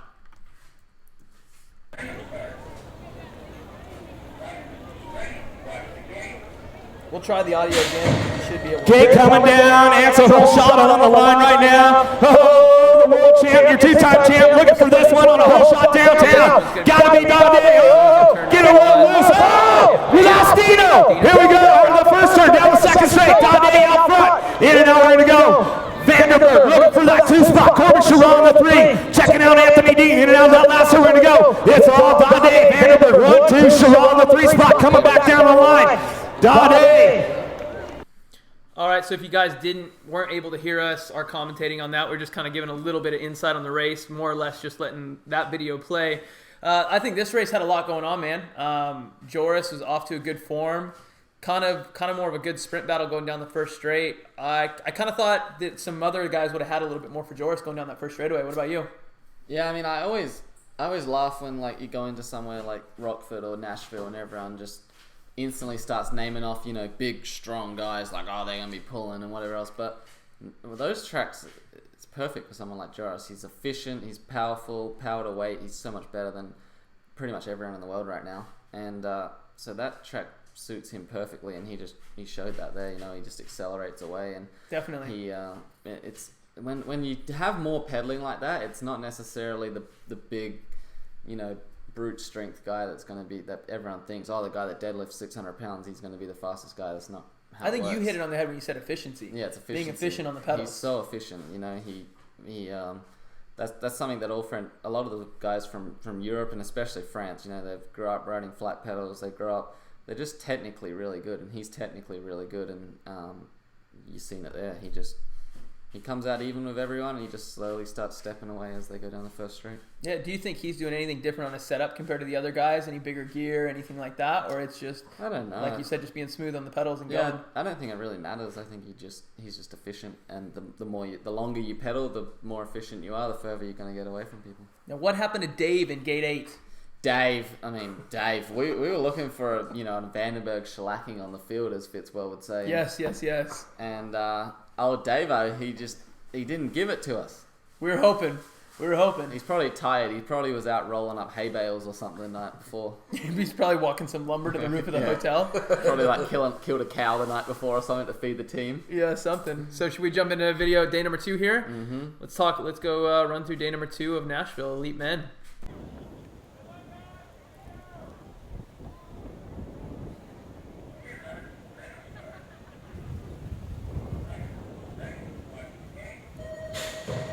Gate is down. Here we go. Getting busy out downtown. We're going to go with this one. Got to be Van Gant.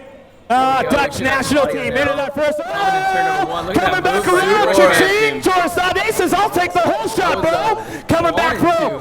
Daudet coming in and out of that second turn. Got to be Van Gant. Coming back around. Vanderberg for 3. The Dutch national team going to top out the podium with Daudet. Going to go. Daudet back the line. Daudet to the stripe. Van Gant coming off with the... You know what? This is a really cool race, though, because if you play this down, you had 2 guys that were gone. This doesn't happen in elite men. A high-low like that with 2 guys that much in front usually doesn't happen in the elite men class. And you had 2 guys that were completely gone down the first straight, bike lengths in front of everybody else. And more importantly, Joris that was a textbook move. Like, that was perfect. Mm-hmm. Yeah, I mean, Twine, obviously, we've spoke about how strong and powerful Twine is. So he has the ability to do that and out sprint anyone in the world at any time. And he did that there. But Joris was just kind of too witty there and just knew where he needed to be and just set him up. And, yeah, textbook super camp move. Now, you've been in this situation before. Do you think it just has, like, Joris is just riding on confidence right now? He's getting in the gate right now going, I'm going to win whether I win to the first turn or not. And he saw Twan, he adjusted, and he did exactly what he needed to do. Yeah, for sure. I mean, anytime you're winning regularly like Joris is, it's easy to get in the gate and whatever's thrown at you, you just kind of adapt and you just instinctually make moves and it works out and that's kind of what he did there. And I also think a big part of it, I always found that when I was on good runs here in the US and guys would come from Europe, no matter who they were, you knew that it didn't mean as much to them as it did to you to win that weekend. Like Joris was going for a title, and you use that to your advantage. So Joris probably knew, I'm going to get him somewhere around this track because he wants that win a lot more than probably what Twine does there on that weekend. So, but yeah, it was a good.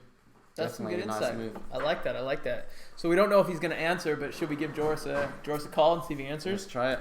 All right, we'll try to call the winner. Try to get him the on. Frenchman, man. I mean, we can go to the Supercross and his buddy Marvin, who he lived with for a while when he first moved over. Yep. He won the Glen Helen on Saturday. So yes, he did. Yes. He's got a little French takeover on 2 wheels right now. Yeah, and he helped Dungey win as well. Yeah, I didn't see that, but I heard about it. A lot of people bitching on Facebook. Bro. What's up? Jor, what's going on, man? How are you? Nothing much. How you doing? Oh, we're doing good, man. You're live at Cafe Willoughby here. We got Sam, myself. We got Rich Pelton in the house. What's up, Joris? What's up? Good to have you on, big guy. Good job on the weekend. Thanks, man. So we just got finished watching some of the Nashville races, and so we figured we'd give you a quick shout and get kind of some of your insight on the weekend. Yeah.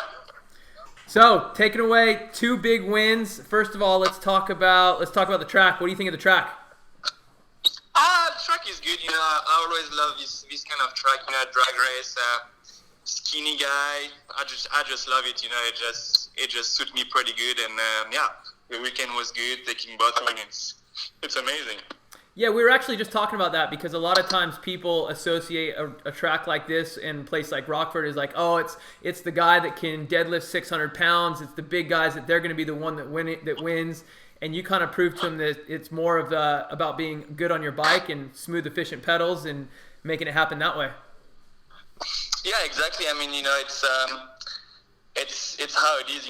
Flat sprint, uphill. I think skinny guys got a better sprinting skills and stuff like this. So it's flat hill has always been good for me, and I always love it.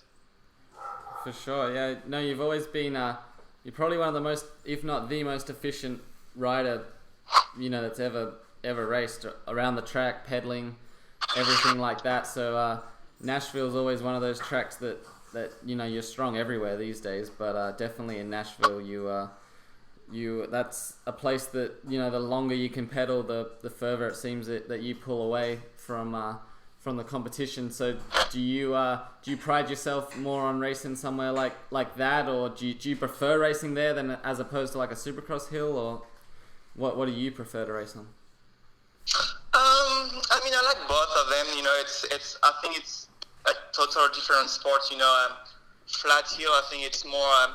You can get more technique of the pedaling, more technique on the jump. You get less speed, so you have to be more efficient on the pedal, but also on jumps, and takes more speed than Supercross. But I really like flat hill. I guess it suits me better. But both of them, it's really fun to ride anyway.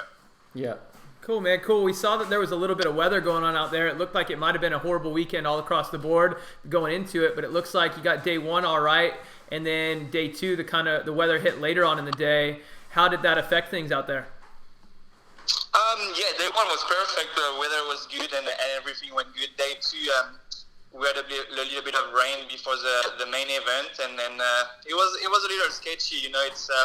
The asphalt was a little wet on the sprint, but it went good for me. I had a good first straight. Turn was fast on Saturday, but I made it happen in the first corner, and took the win. So I was pretty pumped. Yeah, man. I want to talk a little bit about that first turn move, because that was a phenomenal textbook move. We were talking about how it was a killer super camp move. Your high low there. How did you set that up, man? Mid-main event, there was a lot going on, and you made it happen in that first turn. Fast on the track. It looks like it's an amazing move, but it wasn't too difficult. I think Tuan was a little scared of the wet turn, and he just I think he jumped on the brake, or I don't know what he did, but he didn't really turn. So I just made my turn, and then it was a good move, but nothing too crazy. It just European people are good on the rain, so I was a little surprised with his corner, but it was just a normal move. Good stuff. So you missed Zolder, and then obviously went to Nashville, and are you planning to go to Salt Lake here in a couple of weeks, or what was your kind of strategy with that? Is that geared towards the world titles? We had a couple of races before Pelton, also I wanted to take a break before Nashville. I'm just I try to focus also on the USA BMX circuit, and then the World Championship. So it's trying to be smart. We're getting older too, so trying to save the legs a little bit. 25. Yeah, fair enough. How old are you, Joris? 26. Oh my gosh, you're so old. You're getting up there, buddy. I know. You better watch yourself. Grandpa Joris over here. How about just really quick, Joris? How about fellow Frenchman? I know I listened to the show on the way down, and it's not a Supercross show. But how about your buddy and ex-roomie Marvin Muscan taking that win at Glen Helen on Saturday? How about that? He was killing it. I think I just watched the video today. I think he was riding good. He's confident. It would be hard to beat Tomac. I think Tomac has a lot of speed lately, but he has the skills. He has the speed. It just I think it was a good thing for him that Dungy retired. He's the number one. He's the only rider now, so it's good for him. Yeah. Sure. Cool. It's good here. So how do you? So I guess like switching gears back to the BMX talk. You skipped Zolder, you went to Nashville, obviously Salt Lake, and then the World's coming up. Like, how do you? Obviously, a big plan for you this year is to try to keep the ABA title, USA BMX #1 pro title. You're going for your third one. How do you approach that? Is that do you go into the year going, I have to get 10 wins, or do you kind of play it as it goes and watch the points a bit and change your plan on the fly, or how do you approach that? USA, it's a big title for me. It means a lot. It was super hard to get the first one and the second one, so it's a big goal this season to be able to keep this one and get the third one. I'm just I try to get as much as score as possible and ride as many races as I can do. We don't have that many races, so I try to get as many wins, as many score, and then try to focus also on the World Championship. just try to be everywhere. You know, it's hard, but it's what I like. You know, I like racing, and that's what I train for. Yeah. Yeah, for sure. Awesome. So what are your plans leading up to Worlds? Are you going to be at Salt Lake and South Park? Are you skipping any of them? Or are you going to do all the races and then head into the Worlds? I will be in Salt Lake, and then South Park. We have the French Championship and European Championship the next weekend. So it's in my hometown. So I'm just gonna fly to France and just do these two racing, and then I will be back in the States after that, and then do all the USA BMX racing as well. Cool. So you do the Euro champs and the French national champs? Yeah. Okay. The French Championship is the same weekend as South Park, so I'm just gonna miss this one, and then back-to-back racing, French and Europe, and then back to California. Busy. Awesome. Busy. Yeah. So so I guess the big goal in the next couple of months is the World Champs. Obviously, try to keep your title there, and is that's the main goal right now? Yeah, exactly. You know, we all know what the jersey mean. You know, it's a hard title. It's one race. You know, it's a different format too. You know, we start directly with the 8th final, so it's always a little sketchy. You know, you never know what to expect, and you can get out like after the first round. You can win the race. You know, so it's difficult, but you know, you have to be ready for that, and then I will try to keep that title as well. Yeah. Cool. Sure. Cool, man. Well, that was kind of all that we had for you today. This was just more of a call to kind of talk about Nashville a bit. We'd love to have you back on the show maybe some later time and do title talk about everything else going on. But thanks for your time today. I know you had some busy family stuff going on, so thanks for fitting us in. No worries. Thank you for having me, guys. It was fun. All right, dude. You have a good one. We'll talk to you later. See you, Joris. See ya. See you. Bye. Bye. There you go. A little insight from your Nashville winner, huh? Yeah. That's what we're going to try to do every week. We'll try to get all the winners on here and keep you guys in the loop of what they're thinking. Yeah. And that's what's cool about your guys' show, just from an outsider, and even, I'm an insider, but an outsider also, is those guys answer your call like that. You know, who else gets to do that? He better answer my call. No podcast, no one else, and they know it's going to be fun. You're not going to jam them up. You're not going to ask them a question. I'm calling them all the time. What the show is just awesome. You know, they respect you guys and what you're doing.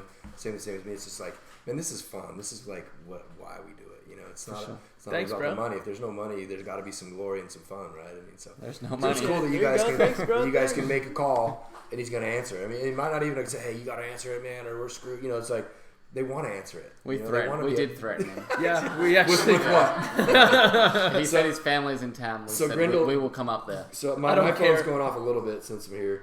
Eric Grindle chimed in on the Joris and said that which van was it? The Vanderberg. That moved over. He said that he didn't feel like it was going to hold him in the first turn. He's like, what happened? He's like, I didn't feel it was going to hold me. So he kind of took a bit of a high line, and Joris says, well, I'm not big and heavy. Yeah, and that was one thing that I thought was cool. It looked like a pretty cool move to me, but Joris, in the heat of the moment, he's like, no, it was actually pretty easy. Like, it was wet. He went inside to protect his inside line, and just cruised right around him. So, yeah. And that was one of those situations that Joris is like the best thing to do. You swing wide, you do a high-low. Worst case, if Twine doesn't back off because of the wet, you know, you still come out in second, then you have another go around the rest of the track. So it's something. You had to do something, and for him, he made it look really good because he went straight to the lead, which is amazing. Yeah, I think that it was a rare situation considering how much in front those two were from the back. Right, normally you don't have that much space in an elite final going into turn one. Yeah, normally if you're going to do a high-low like that, let's be honest, Tori is going to come over and blast you over the turn. So that wouldn't have worked. But in that situation, under those conditions, it worked perfectly for him. For sure. Yeah. All right, so we're going to go ahead. We'll open up our phone line here. Oh, and, I should have put the number on there somehow. We got the number here. 867-5309. I got it off the bathroom wall. Perfect. So we're going to open up our phone line. If you guys have a question for Rich, we got Nick along here as well. Nothing serious. Feel free to call in, and we'll keep moving on. What's the number though? Other stuff. Just wait for me. Hang on. Yeah. So if you guys want to call in, phone lines are going to be open. Phone lines are going to be booming. Open. What's our viewers right now? It is 800-207-1290. 800-207-1290. Oh man, we should have put that on screen somehow. I'm going to do it. I'm going to fake it. I'm going to type it in. There you go. I'm going to go hold it up, and it's going to be like QVC. So yeah, there you go. That's perfect. Just think ahead. What's the number? Great. What's the number? 800-207-1290. All maybe this is good. I could probably get bigger if I do a screen right. Oh, he's writing on the screen now. Let's see, screen writing on the screen. So while he does that, that's all right. We've got some good questions coming in from people. Work one out anytime you can, and when you get really good at it, you'll So we're gonna while the phone line's getting locked and loaded because we blew it and we didn't write that on the screen for you. We're gonna go to just social media. We'll answer some questions while the phone line starts coming up. What's the phone number? 800 207 1290. This is Turn this phone through. this is gonna be Don't really. knock the camera over. How are we looking? No, you can't. A little closer. Get a little closer. Leave it there. Now go up, there's just the a little number. higher. Write it down. That's good. There, leave it there for like 10 seconds. 800-207-1290. All right, that's good. All right, that's good. That's good. That's good. So give us a call. We got the phone line open. Call us. In between that, we'll go to some questions. We've been getting some good ones here. One question here. We'll hear from you, Sam, then I'll kind of chime in on it too. This comes from the Instagram. Would it be wise to run local and state racing as total points if there were under 8 riders? Doesn't make sense to have kids sitting out in the main when there are open gates. What do you think of that? I mean, you can talk about that too, being that you help promote races. I think they should always fill the gate. I think the gate should be full if they can, and I actually think that I don't like the National Series qualifying is fine, but I think the locals, these smaller races, that it should be more like the old, or like the, I'm not going to say the NBL, so we'll go UCI style. We have to race both laps, and qualify out. Like, you don't just qualify and go sit for Well, I think what he's saying is like, is everybody should make the main.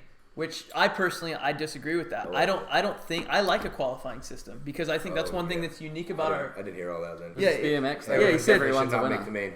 Would it be wise to run local and state races a total points race? Doesn't make sense to have kids sitting out when there are spots open on the gate. I think that having to qualify for a main event is an important thing that you need to learn in life because you're not going to win. Everybody's not a winner. Mm-hmm. So I think it's good that's one thing that's cool about our sport is not everybody does get a trophy. Yeah, that does suck. There's open spots, but yeah, you can't. I mean, you can't just. Yeah, because then what? Someone's got to go. Not everyone. Like Jim Jeffries says, there's that two does suck. types There's of open people spots, in this I world. guess, but I can't agree. Fucking winners and fucking losers. That's the truth, though. But think about how many of those times that you've lost, how it's motivated you to. I never lost. Actually, you barely those 2 races that you might have lost in your entire career. So that's the first loser. Yeah, it is. Yeah, you still won it losing.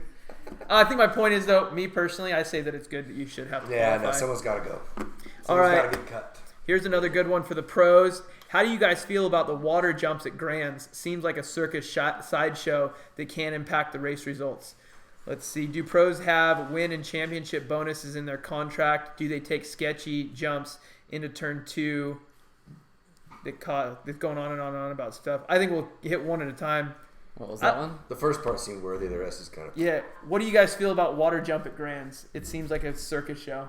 I kind of like it. Show, whatever. It's a show. I mean, at the end, it's the pro section, whatever. It's a show. You shouldn't be rolling it anyway. Yeah, we're going to be jumping over the water. I think it's kind of funny. Yeah. I mean, I think it's funny. I mean, when they put the little duckies in, it's kind of sometimes weird. The alligator was a little better than the... You know what, though? I don't think there's anything wrong with making it a show. Throw some water. It's a show. Light it on fire. We shouldn't be going through it anyway. I like the water. Maybe the men and women that don't make the mains have to lay in there. Yeah. Yeah. A little jump over them in the water. Yeah. From the water pit. Yeah. I like the water. Keep the water at Grands. We're good with that. No fork in that one. Should UCI stick with the 8-meter start hill or transfer to the 5-meter hill? This is a big question I think most BMX people are thinking twice about. I'm sorry, I like 5. Just because I see you guys getting scraped up too much. I think you're not scraped up on the arms, scraped up in a shovel into the ambulance. I don't think there should be any meters. Like, sure, let's have 8-meter hills, let's have 5, let's have 3, let's have 1, let's have 4. Who gives a shit? True. Just have all different kinds. Yep. Range of hills. A whole range. I like the range, but I don't think the range needs to go above 5 meters. That's just my 2 cents. Nick, you want to jump? Like old school, like 20. Your back is. You'd be retired much earlier. I don't think your back can handle it.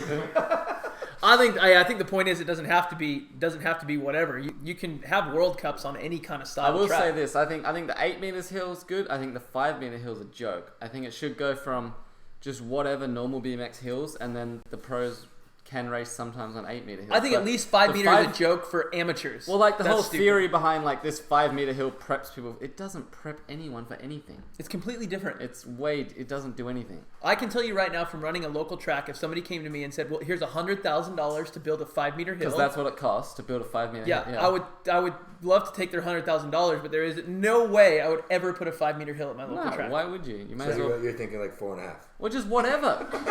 Just whatever. Just put whatever hill there. Yeah.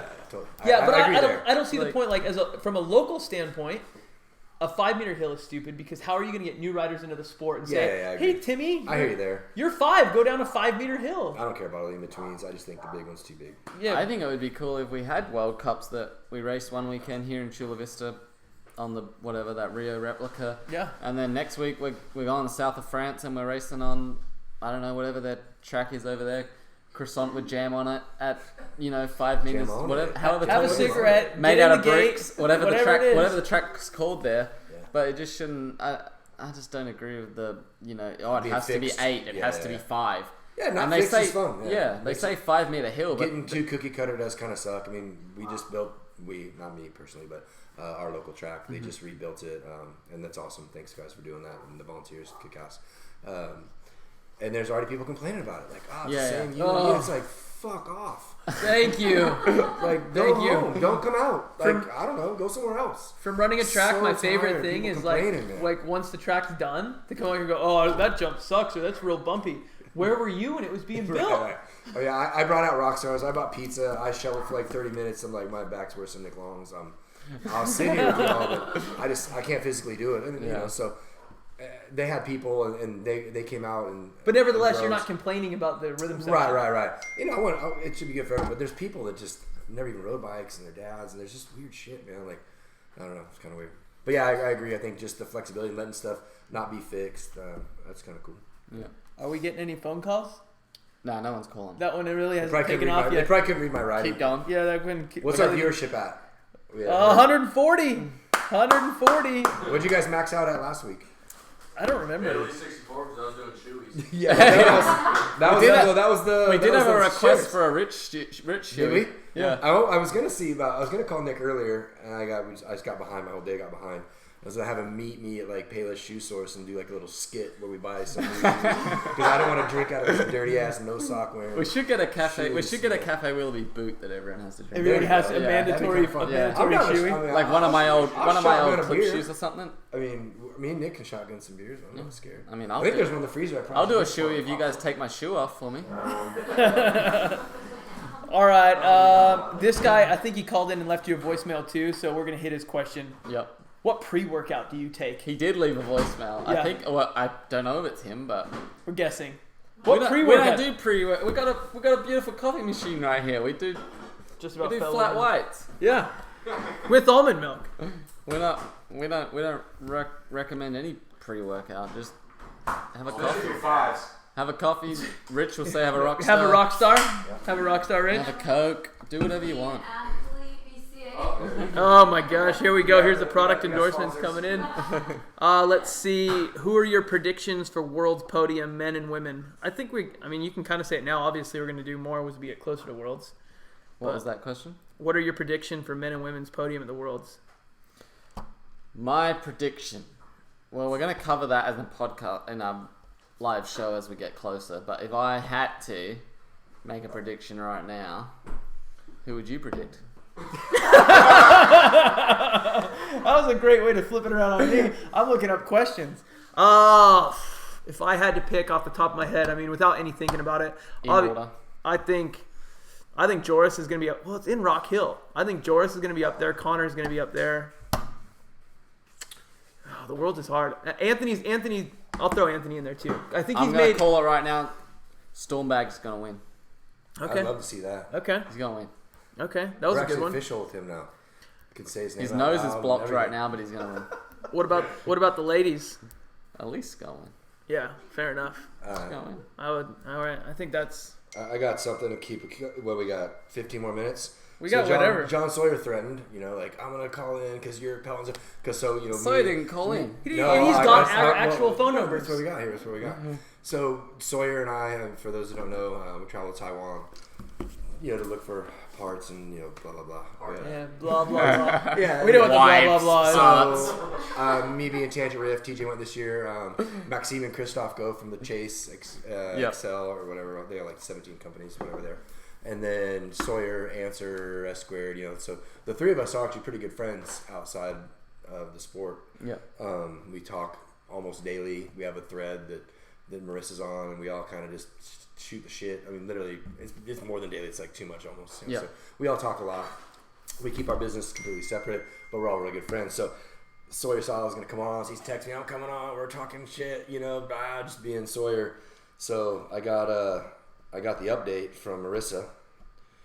And it is a holiday, and John's already passed out.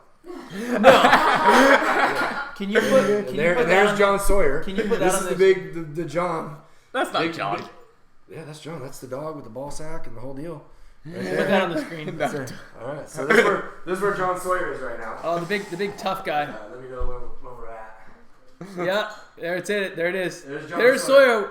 Way to go, John. Yeah. Looking good, John. I know they're on the East Coast, but it's still only like 9:45, 10:45. If that was the segment, we'd put a fork in John. Put a fork in. Sorry, John. We put a fork in you. Put an answer fork in John. Here's one right here from Josh Owie. How does Rich look so young after all these years? What's your beauty secret? I try to sleep a lot. Yeah.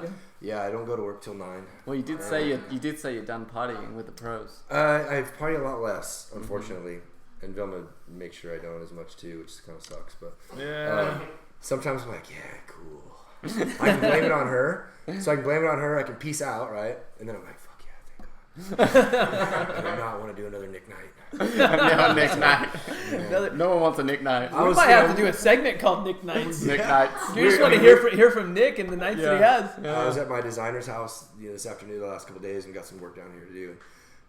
Day drinking and hanging out and holiday, and I mean, I tapped out at like 10:15. I'm like, man, I gotta go. I didn't have anything, no agenda in the morning. Could sleep all day. I'm just like, I'm getting old. But I mean, key. I mean, I'm dark complected, luckily, but I sleep, just sleep. I sleep on the weekends. I mean, I'm up and I work a lot, but I mean, I'm down to sleep in. Some people are like, I'm up the crack of dawn. I've never been like that in my life. No. Fuck, I don't want to get up. What time do you get to the office? 9 o'clock. For most of the time.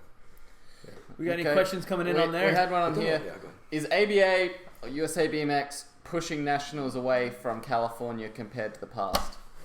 Well, they are. Yeah, I've got insight on that. You got insight on that. I mean, I don't have what's your insight? I'd love to hear. The tracks in California suck. Besides yours. I was gonna say, whoa, easy, buddy. But you're. I mean, this is my take. No, yeah. Okay, so I'm a brand owner. Yep. I'm also a mobile vendor, which have to go get money, and these races have to have attendance for me to make money at, right? Yep. No one wants to go down to Chula Vista. Oh, and so your reach south is zero. We have the ocean. I've always said that because with Chula Vista, we have the ocean that does this, and Mexico that does this. Even the part of Texas, it's too far away, so your draw is it's rough. I agree. So it's just it's a tough place to be. You get into NorCal, there wasn't until this last year or so a caliber of track where you want to hold a national. Yeah. And again, ABA is a business. They want to have big rider count. They want to have the best. They want to be able to have some of the best athletes there. And not all the tracks are up to par. I travel a little bit. I don't travel as much as I'd like to some of these races because I go to shit tons already.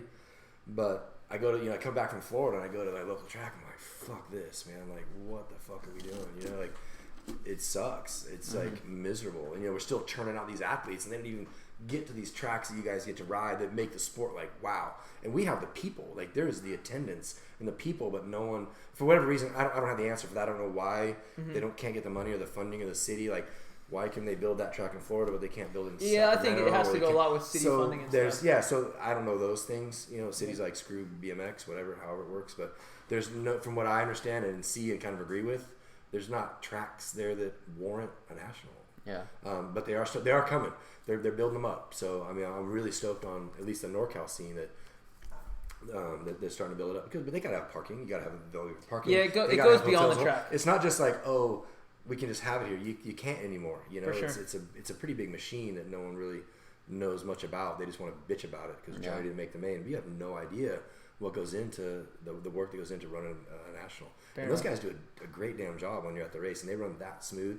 I mean, you don't have a couple pissed off parents, for sure. Deal with that many people, it would be that fast. I mean, it's mind blowing how good they are at it. Mm-hmm. But no one respects that, And I'm not pitching the ABA. I mean, no one's perfect, but they do a damn good job, I think. But California, Yeah, the tracks just are Walker tough. said the call-in isn't working. What did Walker say? The call-in's not working. Oh. Call my phone. Okay. I told him to call on my phone 2 minutes. Well, we have a lot more voicemails considering it's not working, so that's good for the Might be Should we hear some going voicemails? straight to voicemail. Oh, is this We can listen to some voicemails. Sorry about the phone lines. We'll work on that this week. Can we listen to the voicemails? We will, but we got some more questions on here. I think that Dale Fick, he's been pretty heavy on here all night, so I think he's a deserving winner of maybe. What do you want? Dale Fick, handlebars or a number plate? What do you want? You've asked a lot of questions. You've been a deserving winner, I think. So we got these great bars. the TIDs. I ran them for my full career. 10 back, 4 up, best in the business. Tangent TID bars. And this is. I mean, they asked me to bring this, man. I'm just here. Like, So let us know, Dale. Dale, what do you want to win? we got some 3 number And plates. then So you guys got to ship this, so now you have a cost of goods. Your expenses just went up. Yeah, so we need sponsorship. That goes back to our sponsorship. We need to be able to pay to send this stuff out. So yeah, Dale wants the handlebars. So all right, you Dale, got 'em, Dale. handlebars are gone. We got a Sharpie in house. Dale, if you're on, I think we should sign them live because that'd be kind of cool. Yeah. Dale, if you're on Instagram, private message one of me and Tyler your address, or you can email cafewilloughby@gmail.com with your address, and we will get them to you. Now we got 3 more plates. So we got some number plates as well. We'll hand them out as we go. But we had another question up here. How are you gonna sign those? He can just put a little something there. I mean, it's better than nothing. I mean, just the fact that he touched him is pretty cool. I mean, I would. What? If that guy doesn't want him, I'll take him. Sign them. I got one. He might not. We'll ask Dale if he wants For the that. birds. What is your guys' input on having the pro section in the inside lane, like how the Grands track has been the past 10 years? Terrible. Put a fork in it! Stupid. Yeah. Stupid. The amateurs aren't going fast enough. So. Anytime you have to cut down, especially if it's a bumpy turn, it's stupid. Don't do that. Yeah. I don't know why. I don't understand. Maybe because there's more laps with the amateurs. That was Jen's idea. I can't say I agree with that one. Jen's a saint. Okay, I think I maybe wrote the number down wrong too because I just got a 800-207-19, and that's some lady answered. Was it Elise Post? Maybe she was. I don't know. We'll figure out the number thing. We don't know what we're doing. We'll figure it out at one point. Got any other good questions in there? What do we got? A lot of just comments. Ooh, Alex Fowler. Kevin Lackey, you got it. Email us your address and your son has a tangent number plate. So let's sign these things. cafewilloughby@gmail.com, or you can private message us on Instagram. So yes, Sam and Tyler for president 2020. I agree. Here you go, Sam. Sign this for him. Okay, yeah, we'll do. I sign it with a decrease in value. And we'll get Nick Long. We'll get Nick Long to Maybe sign get it Toby for you as Henderson well. to sign it.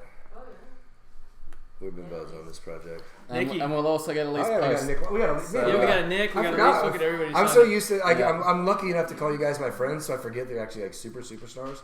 Like we got this guy. I'm just looking. It's just Nick. It's What was my? it's part of the crew. We got Elise Post. Elise Post, come on in here. Let him see what we're doing. Let's interview Elise quick. Let's see her do it. Oh man, I want to know what these. Oh my gosh. Okay, that's pretty legit. Sylvan Andre wants to know, Tyler, are you ever going to retire? No. I'll retire when Chad Reed retires. We talked about this last show. Hey, but he might retire too soon for you. I'm just getting ready to get into my prime. I'm looking only 300 and some days until I can turn vet. So yeah, heck no, I'm not retiring. Okay, Tyler's gone vet. You heard it here live. And yes, where was that person? Levi Shones, you can have a tangent plate to go with your new riff bike. Oh, there you go. Yeah, there you go. So email cafewilloughby@gmail.com and we'll mail this plate out to you.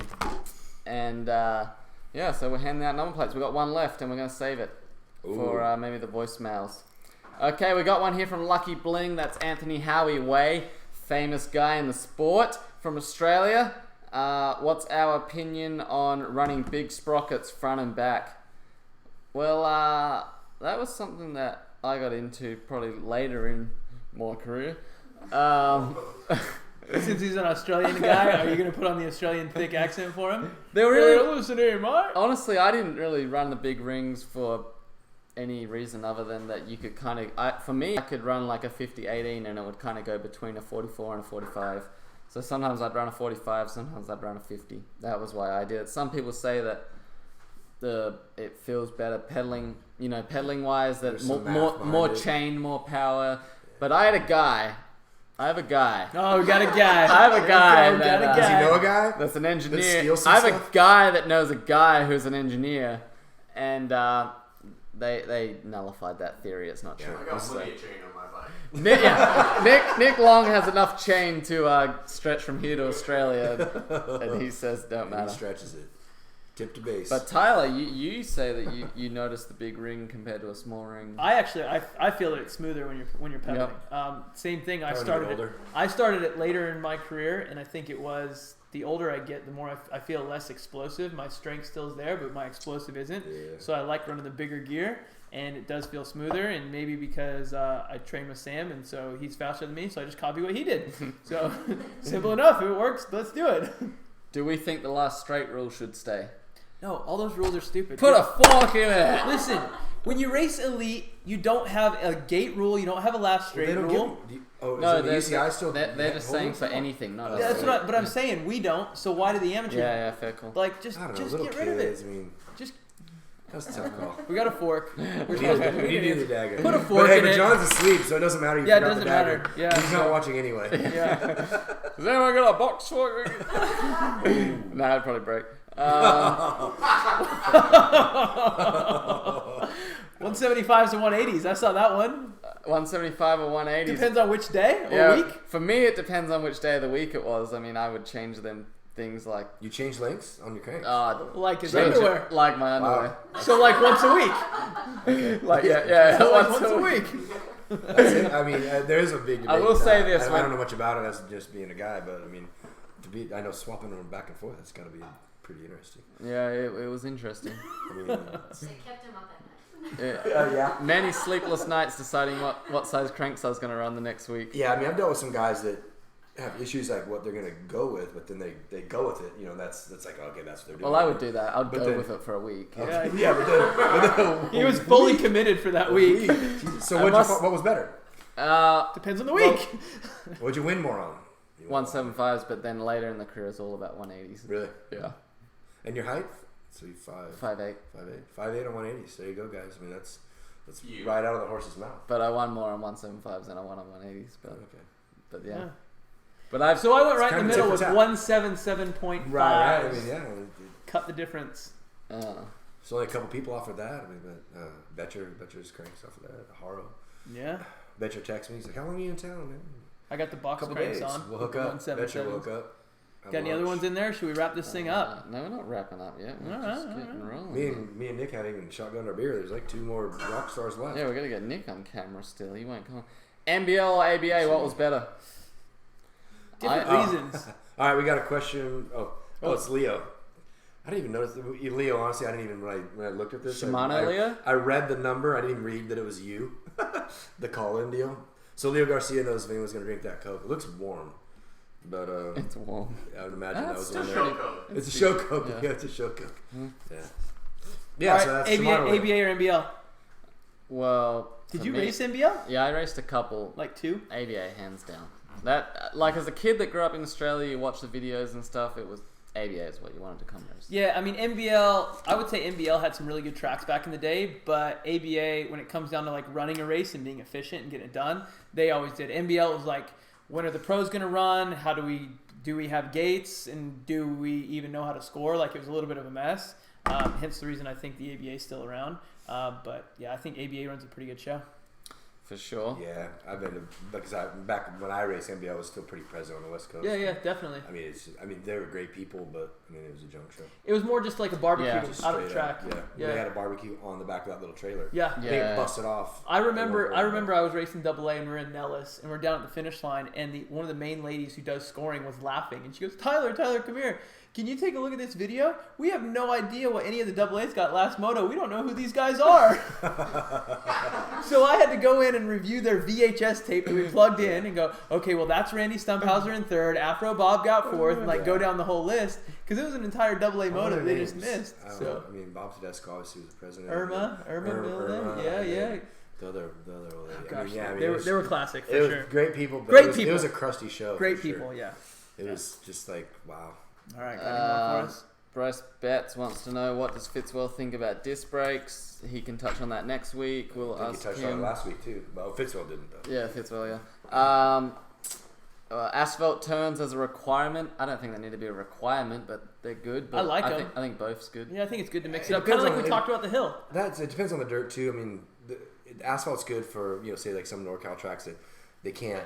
I think if they should put it in where it's needed, where the rain breaks it down, or they don't have the dirt that can handle it. Like a Roosevelt track, that thing packs up like concrete, and it doesn't dust out. Yeah, our dirt sucks down here, so we needed it. It's hard when you go, okay, let's spend $15,000 on asphalt. I mean, this money, these people are like, hey, you should do this. It's like, well, it's not free. It's not. Yeah.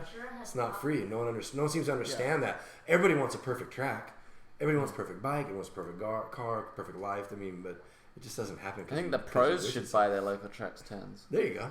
Yeah. With all the money you make. With the blank checks. Hey, this guy. Do they make a blank check store? The blank check bank? The blank check. On a real note, this guy, he wanted asphalt turns. He threw in $5,000 to his local track to help get 5 turns.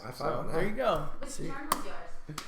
I used to own the second one, but then it started cracking, so then I owned the last one. Why didn't it say like on Paris the Bill's asphalt? Yeah, just I saw that. We're just gonna put a face of Sam in the middle of the turn. No, I didn't. I just wanted access to the track, and just wanted the Tyler gave me that key to the city. Yeah. Hey, you give me that. We made it Soil happen. Tack or dirt. Soil Tack's pretty good, but it's expensive, so whatever. Nah, Soil Tack 100%. For the time and maintenance that you put into a track, with or without, I would Soil Tack 100%. Yeah, I guess I mean slurry. You That's think fine. you're spending Soil that Tack money, or but slurry. then it pays you back when you don't have to have 8 million volunteers to open up for 5 months. Your water bill is zero. You don't have to be out there for an extra 4 hours every time just to open it up. You don't need 20 volunteers. Mm-hmm. So and usually got to give the volunteers entry fees, so then you're actually losing that money. For sure. Eventually, and it just makes it better track. We are going to get to the voicemails, but we've got a lot of questions coming in here. We might have to do more Q&A next time, huh? Yeah. Louisville, new track or old track? That is so easy. That's old. Yeah, the new track sucks. Louisville was my last ever. The old Louisville, new Louisville, I should say, was my last ever race, and I have to take that to the grave of me now. So that sucks. Old Louisville was probably one of the best tracks like in the game. In saying that though, it is really good that like the Louisville community got behind and gave them all that funding, and that Supercross Hill is great. My pet peeve with it is like the Supercross Hill, but they should have left the old hill next to it. It'd be like the perfect. I will agree with that. Old Louisville next to that big hill would have been like the perfect place ever to train. For sure. And I think that was the biggest part is we were like that first straightaway was such a good one, and it was such an iconic track. We were sad to see that one go. Yeah, I think that would have been the best of both worlds if they would have left the two. Best of both worlds if they would have. Yeah, for sure. All right, so we're going to do the voicemails now. We now are up to 6 voicemails, so that's fantastic. I don't get that in a month. I mean, unless it's like a bill collector. Or a sponsor me. Yeah. Those are usually emails. I forward those to TJ. Hey, TJ, what do you think? All right, here we go.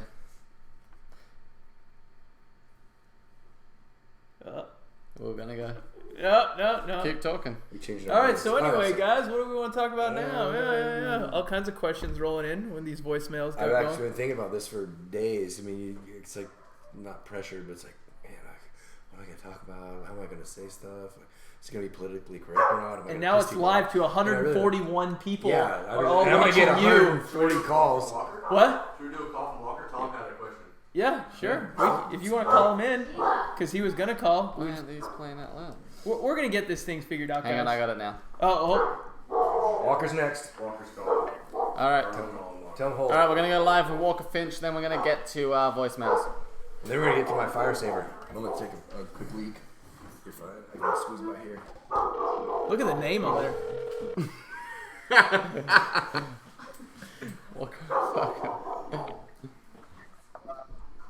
Hello. Hello. How you going? Hello. Oh. Hey, you're live on Cafe Willoughby.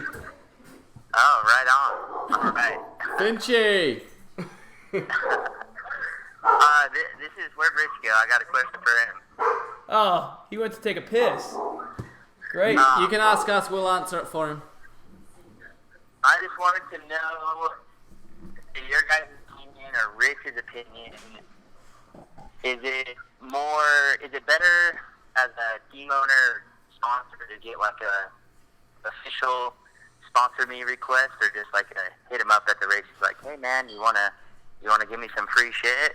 In person's better for All right. sure. So for those of you that might not have heard the question, what Walker was asking, is it better to send in a formal resume email, or when you're at the race, go introduce yourself to the TM? Sam, why don't you take it first, and I'll go after that. I think face-to-face, especially in this time and age, people appreciate face-to-face. Yeah, I'll be honest, from my side, is like running the GT team for a while, and now running my own program. Emails, like, you can get 100 emails. It's way easy just to delete. Walk up to the person, shake their hand, introduce yourself. Because even if we don't end up picking you up on the team, more importantly, we know the rider at that point. Yeah. So say there's some 9-year-old expert that I have no idea who he is. He comes up and introduces himself. Then when I'm watching the main events later, I'm going to know that kid. And whether he gets first or last, he's going to be on the gate. And I'm like, oh, I know that kid. He just introduced himself, shook my hand, and was real polite. Let's check him out. For sure. Rich is on the couch making out with Vilma. But Rich, we've got a question for you. All right, what do we got? Walker Finch wants to know, as a team owner, is it better, if someone wants to be sponsored, is it better for them to, at the race, come and approach you face-to-face, or send your resume? Not me personally, that's not a good idea. What? I'm really busy at the races. Okay. No, everybody thinks I'm unapproachable and mean. That's what people tell me. Yeah, you are. They're the people that don't know me, because, I mean, I think I'm a pretty nice guy, but at the races, it's all pretty serious, you know. Especially at tangent. Especially, yeah. Well, not the tangent part's really fun, but we run a bike shop. Yeah. You know, and that's like it's a lot of effort, man, a lot of energy. But yeah, at the races, it's not really the best place. You can come introduce yourself maybe, but I don't need a resume and all that kind of stuff. Right. But I think more or less just like, hey, how's it going? Nice But would you appreciate a kid coming up to you face to face, shake your hand, hey, always. I'm Bill from Kansas. Absolutely. Fucking great on the track. We want to meet everyone. Looking for a ride. See that? You get a 9-year-old that does that, you're gonna listen. I mean, it's tough, man.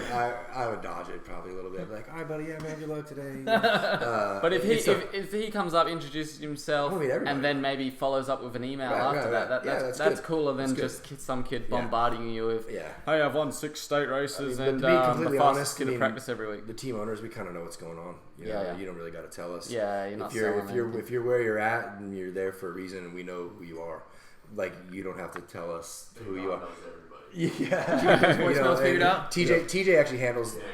All right, Walker, you get that answer, dude. Don't ever approach me again, by the way. All right, bro. I'm not interested. Thanks. He said he's not. Rich Thanks for isn't the call. interested. I forgot he was on TV. I thought it was bullshit. All right, so we're gonna go to voicemails now. Here we go.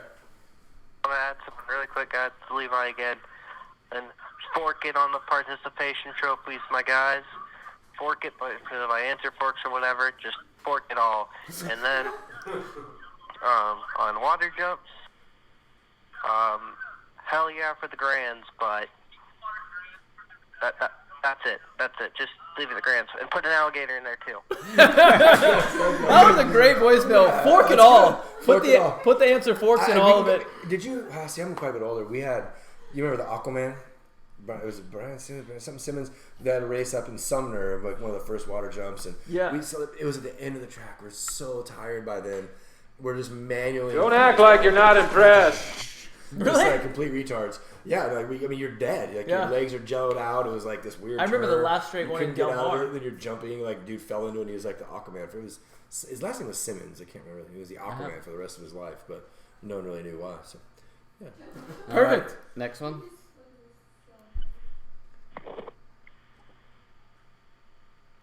I think it went all the way through. Hey, Tyler Brown. This is William Silva from Orlando, Florida. Hey, bud. I have a quick question for you. Are you planning to race Vet Pro anytime soon in the USA BMX circuit? We all want to know if you're going to race. We know you're going to race Vet Pro at the World Championships, but we want to know if you're going to race at the USA BMX circuit. See you out there killing it. Oh, thanks, man. Well, we kind of said something a little bit. He's not old enough yet. Yeah, I'm not old enough. Truth be told, I'm not old enough. So one day I'd like to. I don't know. I'm one of those guys. I'm stuck in this game forever. I'm going to keep racing my bike.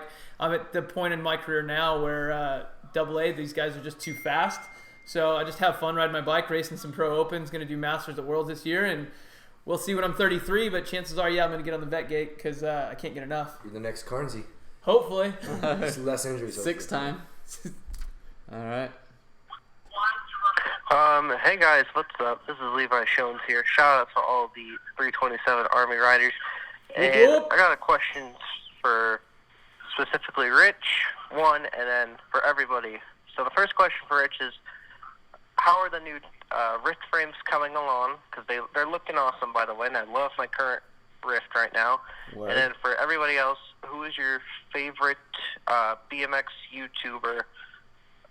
My personal favorites, Connor Fields and Bryce Betts, if you watch those videos. So, I'll let you guys carry on with the show. Keep up Cafe Willoughby. I enjoy it. And keep it up, guys. And Sam, keep rocking that recovery. Tyler, keep rocking the Grassroots 316 program. And Rich, keep rocking them frames. Yeah, all right. That's pretty. I like that one. Yeah, there That's you go. That was like a promo plug. Yeah. All of us. Yeah. We already gave Levi a plate. Yeah. So he's on yeah. frames. Man, we wanted to be so right. We've kind of gotten a little behind with it. They're actually in full production now, but we had a bit of a lag. We wanted to do some stuff on the cruisers that were a little bit different with using a yoke instead of the Y, so you can get your wheel in and out. All the old kooks wanted that kind of stuff, so we did that. So that took some time. And every time you change a drawing, every time you change any little spec on a frame, you gotta wait a week or 2 weeks, and then we're gone for a week, and they're yelling at us, we're yelling at them. So for us, because we travel so much, we can kind of get behind with production on stuff, or just a follow through of whether it's a drawing or this or that or a sign off, and there's so many little nitty things. So we did get a bit delayed. They are in full production. All lines are full line, and they're looking sweet. Thanks there. YouTuber, the only one I follow, and I don't even follow it on YouTube. I just have to remember from an Instagram thing, would be Bodie T, man, and that's someone I forgot about. I've recently, this last year and a half, got to hang out with Bodie T a little bit more, and definitely a big fan of him because he's doing it. He's doing it. He doesn't run any of our parts, nothing like that. I mean, not even a hat or a tattoo or anything. And he's a great dude. You should follow that guy. I mean, he's having fun with it. He's loving life. I guess his parents run a pretty big cycle shop in Australia. That's his roots. Yeah, I don't know if they still have the bike shop, but they had a bike shop for years. Yeah, that's how he came up. Mad, yeah. So Bodie T would be my favorite. He's just doing it, man. I mean, it's hard to do that kind of stuff too, because I have demands now, like social media. Like I was telling you guys earlier, it's like now I got to do these stupid storyboards, and then I find myself on the phone with him. It's like I got to break away from an important this and go, oh hey, all the trailer, and do all these stories, but it builds the fans, and I like to let people know what we do behind the scenes, but it really is a lot of effort. I mean, we're not just athletes with X amount of free time. I'm not like fucking busting my ass. I got to stop and do this and kind of put that together. But I'd go with Bodie T. That's the only one I follow. I should probably follow more because you guys are doing some pretty cool stuff. Bodie T, and then I don't remember what the last question was, but the biggest one that I do is Cafe Willoughby. Yeah. That's it. I mean, this is awesome. I love what you guys are doing. I think a lot more people will get on board once they start to realize it. The core people and just have some fun.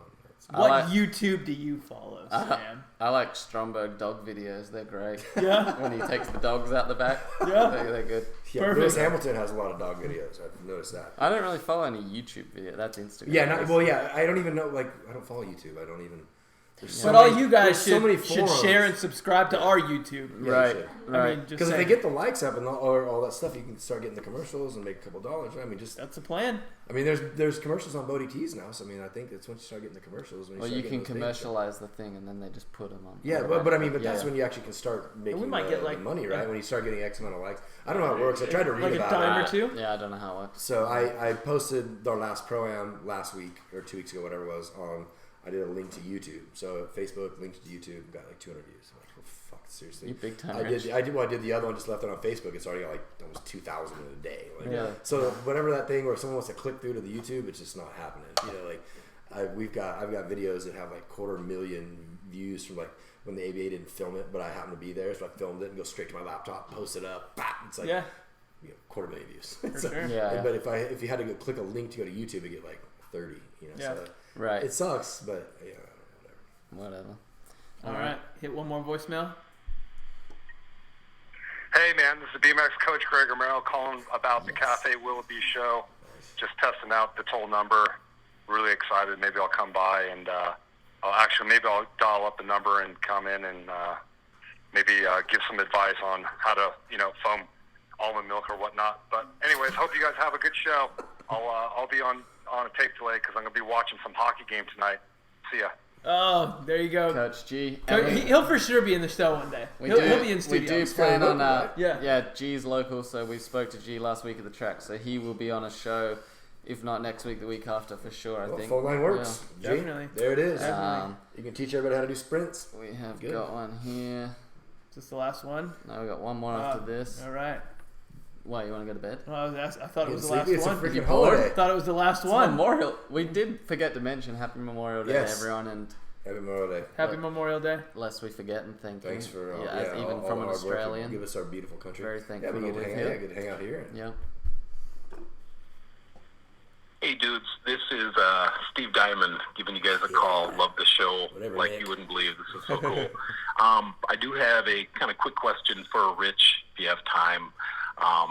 I get to meet a ton of manufacturers and owners and business owners and team managers, and Rich just seems to have that calm, cool, and collected demeanor about him that there's only a handful of people that truly have what he has. When it comes down to it, he's comfortable in his own skin. He doesn't seem threatened. He just kind of accepts things the way they are, and I just wondered how he what helps create that, because I really think that's a strength that can be overlooked. So I don't know, it's kind of a vague question, but I dig his swagger and dig hanging out with him, and I would love to kind of hear a little bit about what makes him tick. Yeah. We all right, dig dudes. Steve Have a great Diamond. night. Yeah, everybody digs Steve Diamond. That's deep, man. That's a deep question. I'm not really sure. I've been doing this my whole adult life. I guess I am who I am. I accept it. You can take it or leave it. I know there's going to be competition. I know there's going to be hard work. I don't wake up every day going, fuck yeah, man, I'm worth $1 million because I'm worth about 30. 30 million? Oh my gosh! Can you sponsor me? $30. Tangent's worth 30 million. Hey babe, can you buy me lunch today? Like that payment didn't come through. God damn dance comp, Just kidding. Careful, Nick might jump you for that. There's a joke. I love Ray and the crew over there. They're awesome.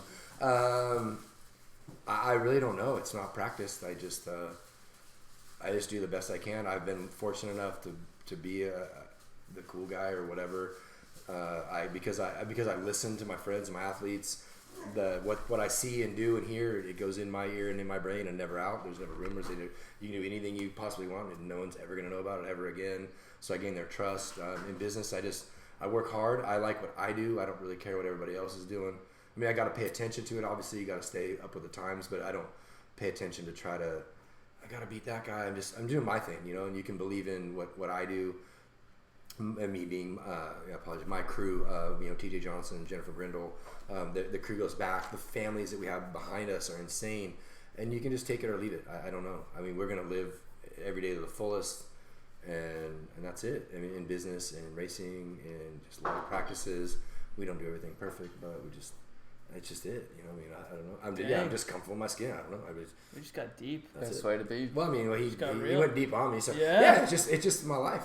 I feel like if I die tomorrow, I've met and had a great life. I've never been a wealthy guy, but I've had great experiences. I really wouldn't trade it. If someone says, "Well, what do you do with $1 million?" Okay, I'd have been around more strippers and more dirty girls, and had a bigger house. But my life is full of people and family and the riders that we've had, the experiences and all that. I mean, my life's been full.